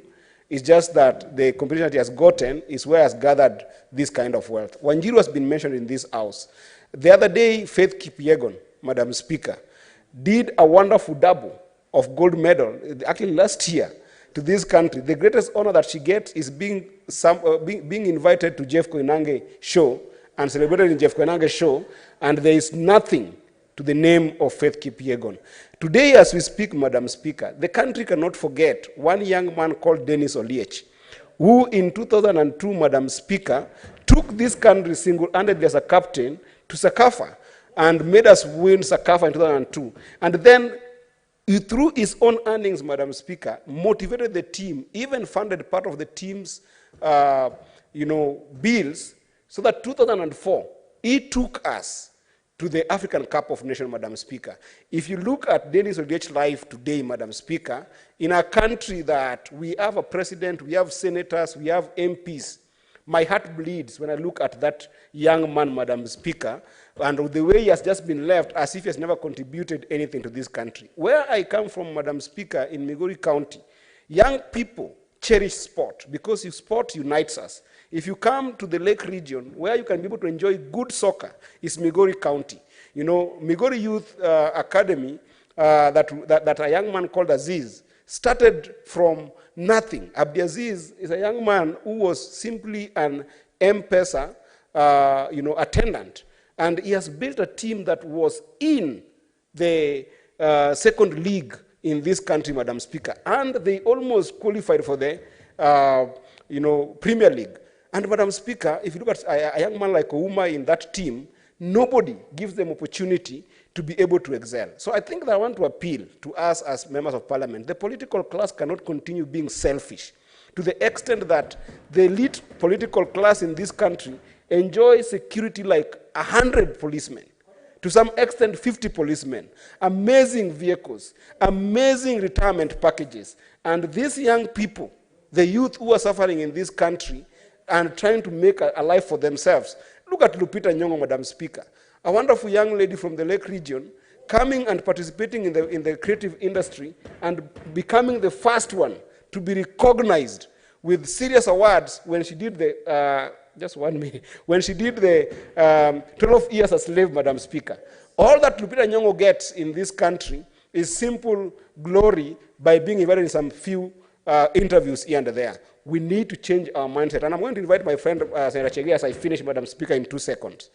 Senator Chege, you are a senior member and ranking member of this House. I want the two of us to sit down and come up with a serious bill that can be able to look at the life of our young men and women in the sporting industry and in the creative industry so that we give them the best that they deserve for the glory that they bring in this country. Senator Mungatana. Thank you, Madam Speaker. Madam Speaker, I want to join my colleagues in extending my condolences to Kelvin and his family. Madam Speaker, a lot has been said, and I want to agree with everything that has been said today and add a few things. Madam Speaker, in 2010, March, the United Nations General Assembly passed a resolution number 64 of 255 on fatalities that happen on our roads. The target at that time, Madam Speaker, was that they want to reduce the global fatalities by 50%. Madam Speaker, I am addressing road safety because this is what has taken our bright shining star away. In this country, when you localize those figures, Madam Speaker, the NTSA tells us that we are losing about 3,000 lives every year to fatal road accidents. Madam Speaker, the cost of that has been put by Treasury to be about 300 billion, which is roughly 5% of our GDP. So in real times, we are losing the best of our population, the younger people. And I've said it in other forums, Madam Speaker, that when we are younger, we tend to think that that car must go beyond 120. You must step and see how it feels if the accelerator reaches the floorboards. Madam Speaker, and a lot of us are here, all of us, I think we have had an accident here and there, and especially when we were younger. Madam Speaker, it will cost nothing to this government to put something in the curriculum that creates manners in road safety. It has to be inbuilt from when we are young. The way children nowadays are taught that you don't just throw pieces of paper on the road. The way that if you try to even throw a plastic bottle, your children will tell you, Dad, you're littering. It's the same way that manners on road safety should be imbued within our children as we grow. And I hope the Minister for Education is also listening to this, because this is the loss we suffer is because of small things like this. We forget to tell our children. Children grow up when the hormones are raging. Just when you get your first car, you get killed. And nowadays, Madam Speaker, there's a new fashion. Our children will tell you, my ambition is to get a motorbike. And every time you hear a motorbike, your heart shudders because you know how you used to be at that age and you used to ride a ramshackle. But it was safer than what these people are. So, Madam Speaker, I believe that there is a case for us to adjust our curricula, to increase the sensitivity around road safety. Madam Speaker, road safety should not be defined as arresting people, because NTSA has the funds, NTSA are the people who are there. Why can they create road champions? Madam Speaker, on National Condom Days, you have these guys walking all over. Why can't we have national road safety champions in big places like Voi, on us who travel down towards the coast, in places like Naikuru, Naivasha, for those who use that other road? We should have people always reminding us it is not enough to put a car that has had a traffic accident to display. That's a step, but we need people to be talked to, matatu drivers, people to be talked to be preached to, because when we have a culture change in this country, Madam Speaker, we will be able to move forward. And also, finally, Madam Speaker, lighting. This goes to county government and national governments. On our highways, there are no lights. No lights at all, and no effort is put to put lights on those roads. Madam Speaker, when you watch the television, you see where we lost Kelvin, it was completely dark. And that is a place which is misty. That's what the OCS was telling us, who was on the scene of what happened. Madam Speaker, we need lighting, and this is an issue that will cost so little as compared to what we are losing in this country, Madam Speaker. 300 billion annually is not a small amount. And if we can put our money where it matters, then we should not be losing people like this, valuable assets like this, Madam Speaker. And I want to finish by saying, please let us not shed crocodile tears. When we lost the last Vice President, Wamalwa Kijwana, the government went out. We bought a house. We did what during Mwai Kibaki's time. We can do the same for Mama Kelvin Kiptum na watoto wake. We can do the same. We can buy them these things. The government can afford it, and the county government can support it, Madam Speaker. Let us not leave these people the way they are and shed crocodile tears, put Bendera half-mast, and then we give them nothing. It will be a shame to our country. Kelvin Kiptum will wake up and curse this country if his family and children are not taken care by us. I thank you, Madam Speaker. Senator Beatrice Ogola. Madam Speaker, I thank you for the opportunity to add my voice to this unfortunate incident. I rise to mourn the young man, Kiptum, and the coach, and to feel with the bereaved family of Kiptum. Madam Speaker, as I rise, I look at the hopeless widow of Kiptum. I saw her, the young lady, mourn. I saw the young lady, the young widow of the coach. And I feel for all of them, including the community that Kiptum comes from, and all Kenyans in general. Madam Speaker, accidents have become really a disaster in this country.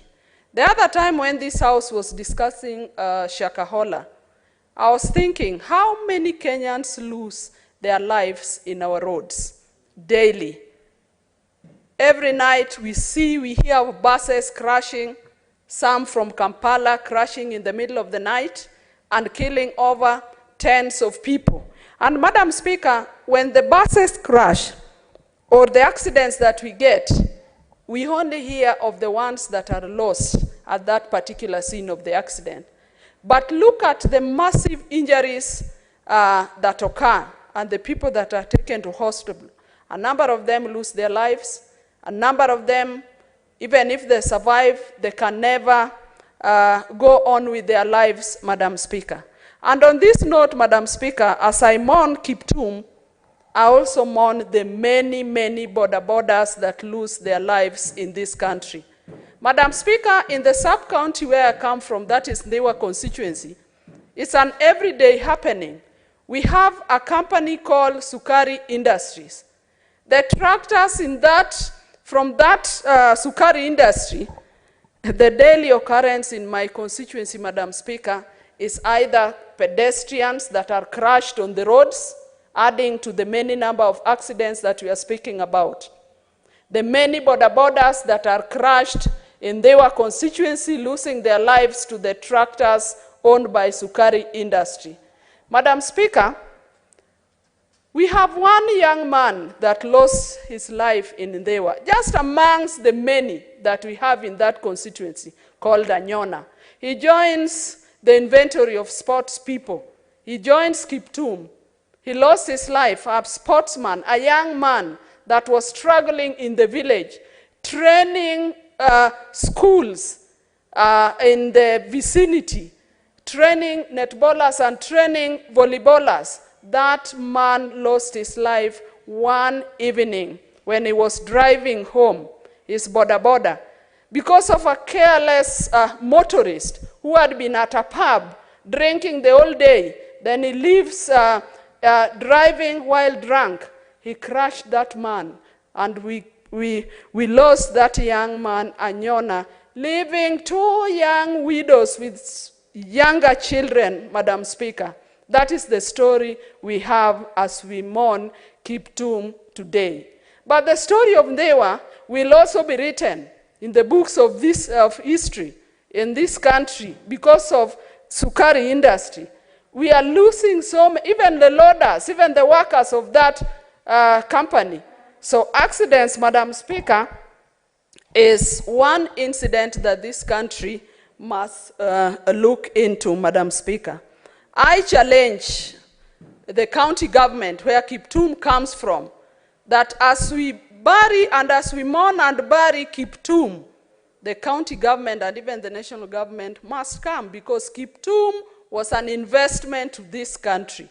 The county government must come up and pronounce itself on how they are going to take care of the welfare of that young family that Kiptum leaves behind.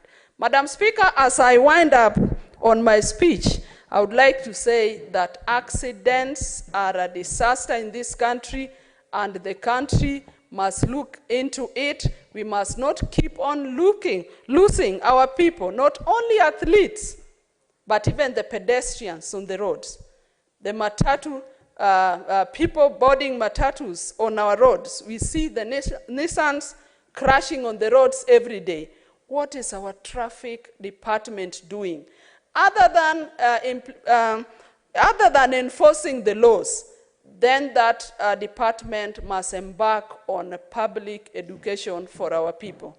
Madam Speaker, I support and I mourn Kiptum, and we keep on also feeling for the bereaved family and the community that it comes from and Kenyans at large. Thank you, Madam Speaker.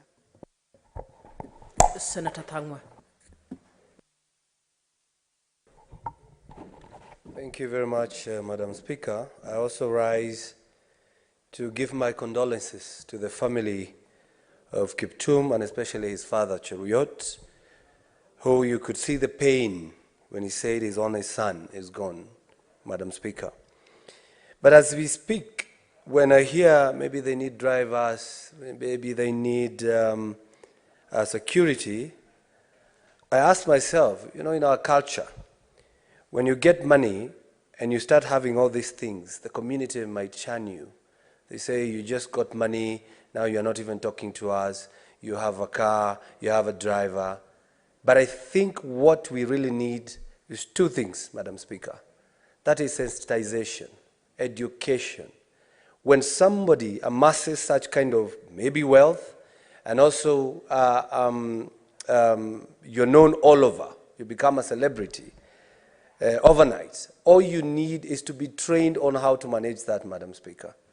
Because if you're not trained, you might behave in a way that people might think you're not doing what you're supposed to do, Madam Speaker. I know the late Wanjiru, Samuel Wanjiru, people used to speak about him after he became famous.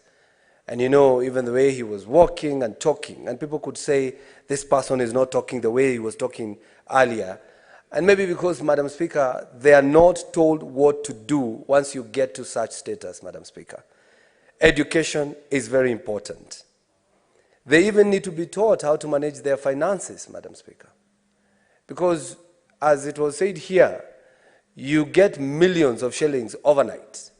And then you didn't even have a few coins, but you get millions overnight. The way you treat yourself and treat others always changes, Madam Speaker. So, as I mourn Kiptum, I believe going forward, all those people who carry the flag high, our flag high, must be treated in a manner that they're given special treatment and, of course, special recognition. Madam Speaker, in the US, all those military personnel, they don't queue at the airports, Madam Speaker. They even have their counter for veterans and military personnel because they do something for that country and they are recognized for that. I believe we can do that as a country to give our sportsmen and women recognition so that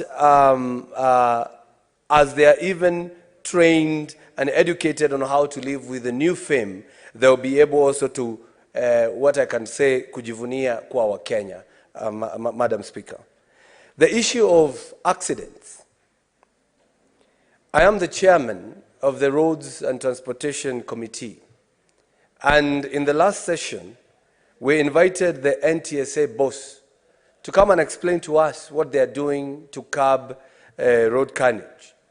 And Madam Speaker, we were not satisfied with what we had as a committee, with what we had from the Inspector General because of the traffic police, and of course from the NTSA boss. And we are going to invite him again to appear before our committee to come and explain what step they have taken. Because there was confusion, Madam Speaker. There is confusion in the police department and there is confusion in the NTSA.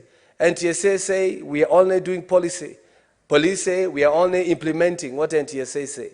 So, Madam Speaker, I think there is disconnect between who is supposed to man our roads, who is supposed to man our transportation, because everybody is blaming the other, Madam Speaker. Madam Speaker, you know, in the previous regime, there were presidential recommendations and awards that were given. And were given to some people who could not, I mean, they did not deserve such an award. When we have this kind of sportsmen and women who are not recognized, you can imagine an award was given by somebody for holding Githeri the whole day, Madam Speaker, and is given a presidential recommendation because he was queuing to vote holding Githeri, Madam Speaker. Yet we have people who have done so much for this country. They wake up very early in the morning to practice and raise our flag higher, and then they don't get the right recognition. I want to conclude by saying, what are our governors doing, Madam Speaker? Sport is devolved. They should have kitty for supporting these sportsmen and women, Madam Speaker. Instead of getting money to give goons to follow them around, Madam Speaker. Instead of just having handouts to give people to follow you around, can you do something for the sportsmen and women of your county so that when they raise the flag higher, they also raise the flag of that county, Madam Speaker? And I think we need to do something for these governors, Madam Speaker, because I believe most of them do not know why they were there, Madam Speaker. And that's why I'm asking this House, because I'm bringing the amendment of Standing Order 58, Madam Speaker, to introduce a Standing Order 59, to have governors come and stand here, just like the way we have CSs, Madam Speaker, so that they can answer some of these few questions. Because this is the only place they will be able to be grilled and answer questions without their goons around, without anybody intimidating anybody. But here they can answer those questions, and the people at home will hear and understand. Senator Professor Ogenda.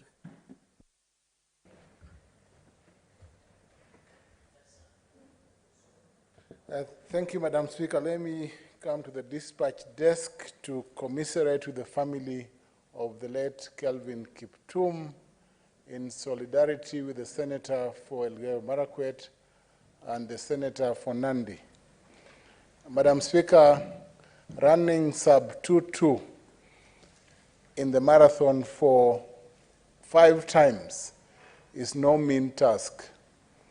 The late Kelvin Kiptum exhibited excellence both in the Valencia, Chicago, and the London marathons. And I think, Madam Speaker, it is time that this country takes sports and sportsmen and women seriously. I say this, Madam Speaker, because there are certainly flaws that will be traced to the last minute that led to the death of the late Kelvin Kiptum. Not just the accident, Madam Speaker, but if at all, and I say this, Madam Speaker, road safety, because the late Kelvin Kiptum died in a black spot after getting an accident in a turn and successfully and sadly losing his life with his coach. Let me say this, Madam Speaker, that the development of sports under the Sports Act 2013 must include other measures that would ensure that sportsmen and women, as the Senator for Kiambu has said, are trained wholly so that they become whole persons, not only to manage their resources, but also to continually understand their responsibility to themselves and to the nation. Madam Speaker, it is in this spirit that we will be bringing before the Senate the Sports Academies Bill 2024 that will deal with the questions that deal with not just sports, but sportsmen, sports training, and the role of county governments. So that county governments must take a responsibility to ensure that their sportsmen are not only taken care of, but their welfare is considered in its entirety. Madam Speaker, this country mourns a champion who would have contributed more because the potential of the late Kelvin Kiptum was unexploited. He was at the dawn of his career, a young man of only 24 years.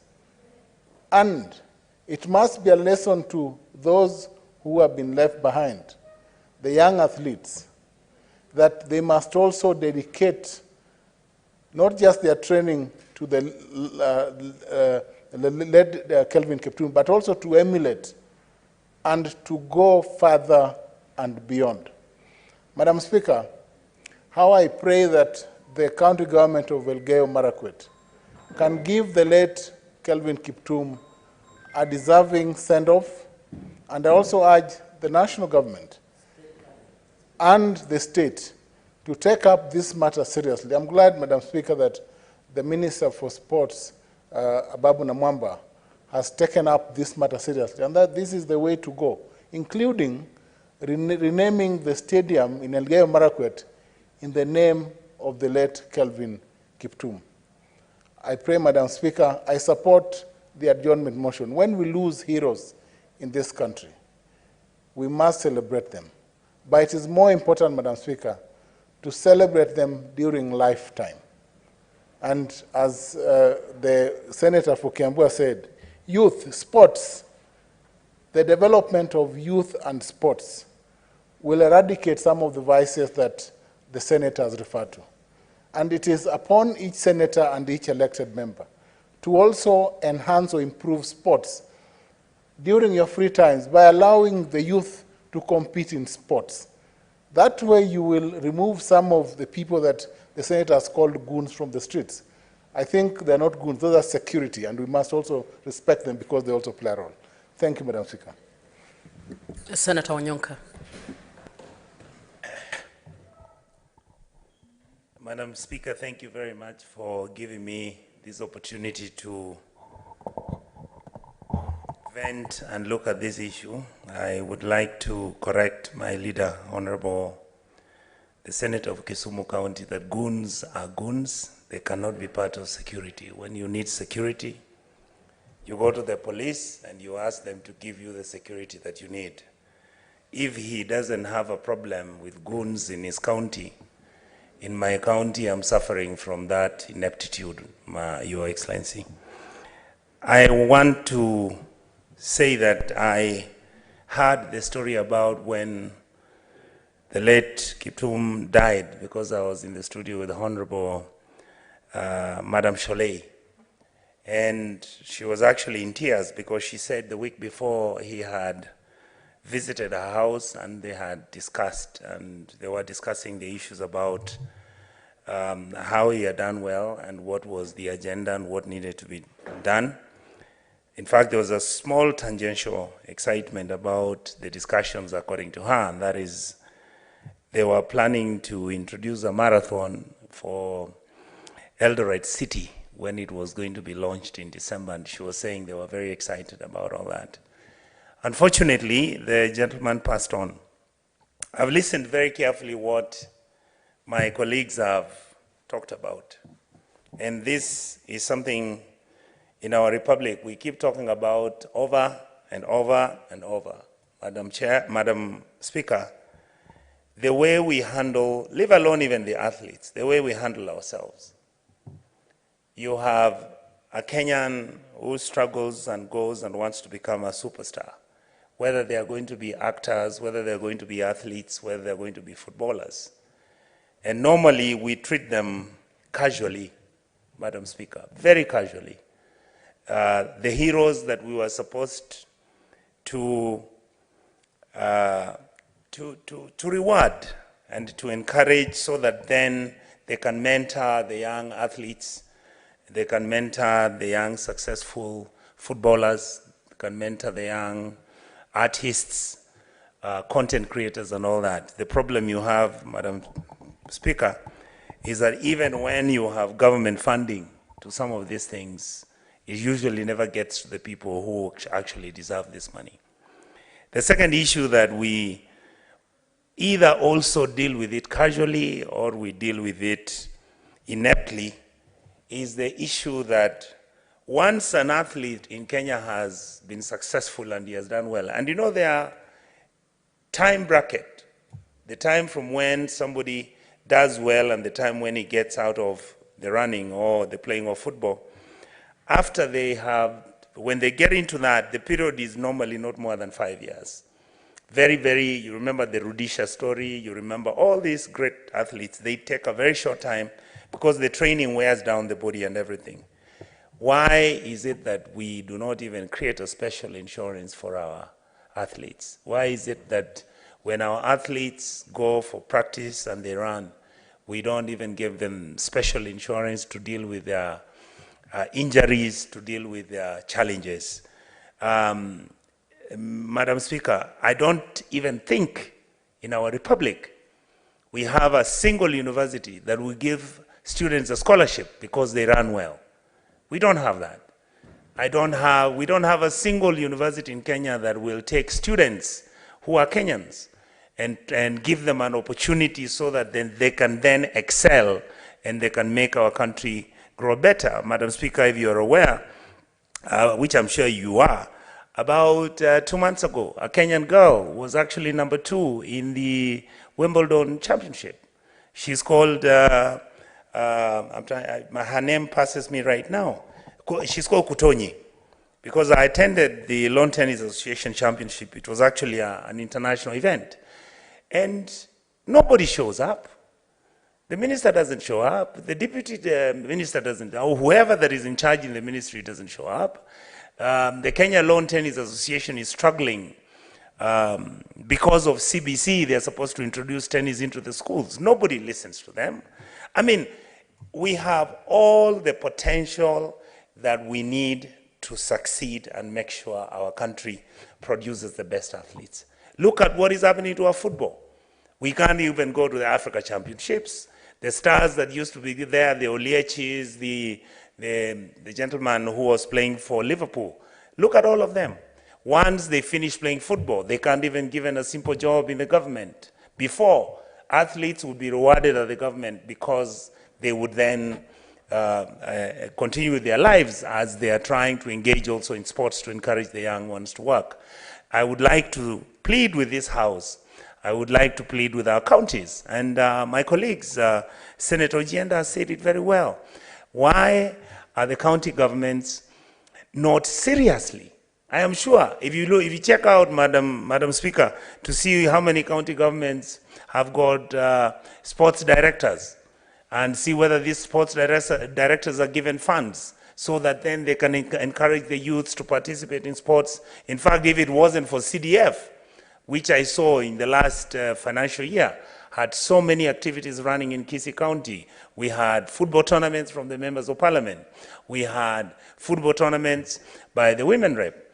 And I am trying to encourage the county governments to look at sports as an investment, as it can be a tourist attraction, it can be a financial generating venture.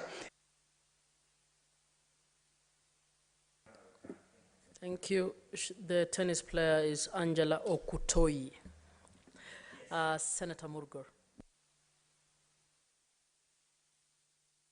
Very much, Madam Speaker, for giving me the opportunity to also add my voice to those of my colleagues. We are remembering a very dynamic person that came into the hands of his family in Elgeyo Marakwet, and he was a hope to the family as the father expressed how much hope there was in him, and also with the fact that he's an only child really crushed that family when the loss of his life came stepping at the door of this family. He was a hope for the parents and also the community, and also his own little children who are orphans now and hopeless. And also sports fraternity in general, both in Uasin Gishu, which is actually the home of champions. And so there was a lot of eyes looking at this person and up to this person to mentor many into the athletic fraternity, and let alone Kenya and the whole world. And then he was also a hope and a future of Kipchoge, or Kipchoge, who is the marathon holder now, that Kipchoge will soon retire. And Kenya was actually in a very good position of having a replacer of Kipchoge, Eliud Kipchoge. And so as a country where our hope has really been tarnished, and the hope of sports as a whole, because we do not have a replacement now that we are aware of to take over from Kipchoge, who will probably soon retire. And this should be awakening situation for Kenya as a country to really take sports very seriously, in that we should be investing more and have these professionals maybe train more about how to take care of themselves, both financially and physically, and also the kind of cars they drive should be safe, such that they are reliable cars that can be protective to their lives and so on, and also with the seriousness that we should, as a country, look into the safety on our roads, so that not only these professionals, but every person and other professionals in Kenya, because we have lost a lot of professional people through these dark spots and so on, because we are probably not careful even to mark those dark spots and make the users aware as to what is coming ahead of them. And also awakening in that athletes should really be watchful and take care of themselves because they are out there and there is a lot out there that they should be watchful about.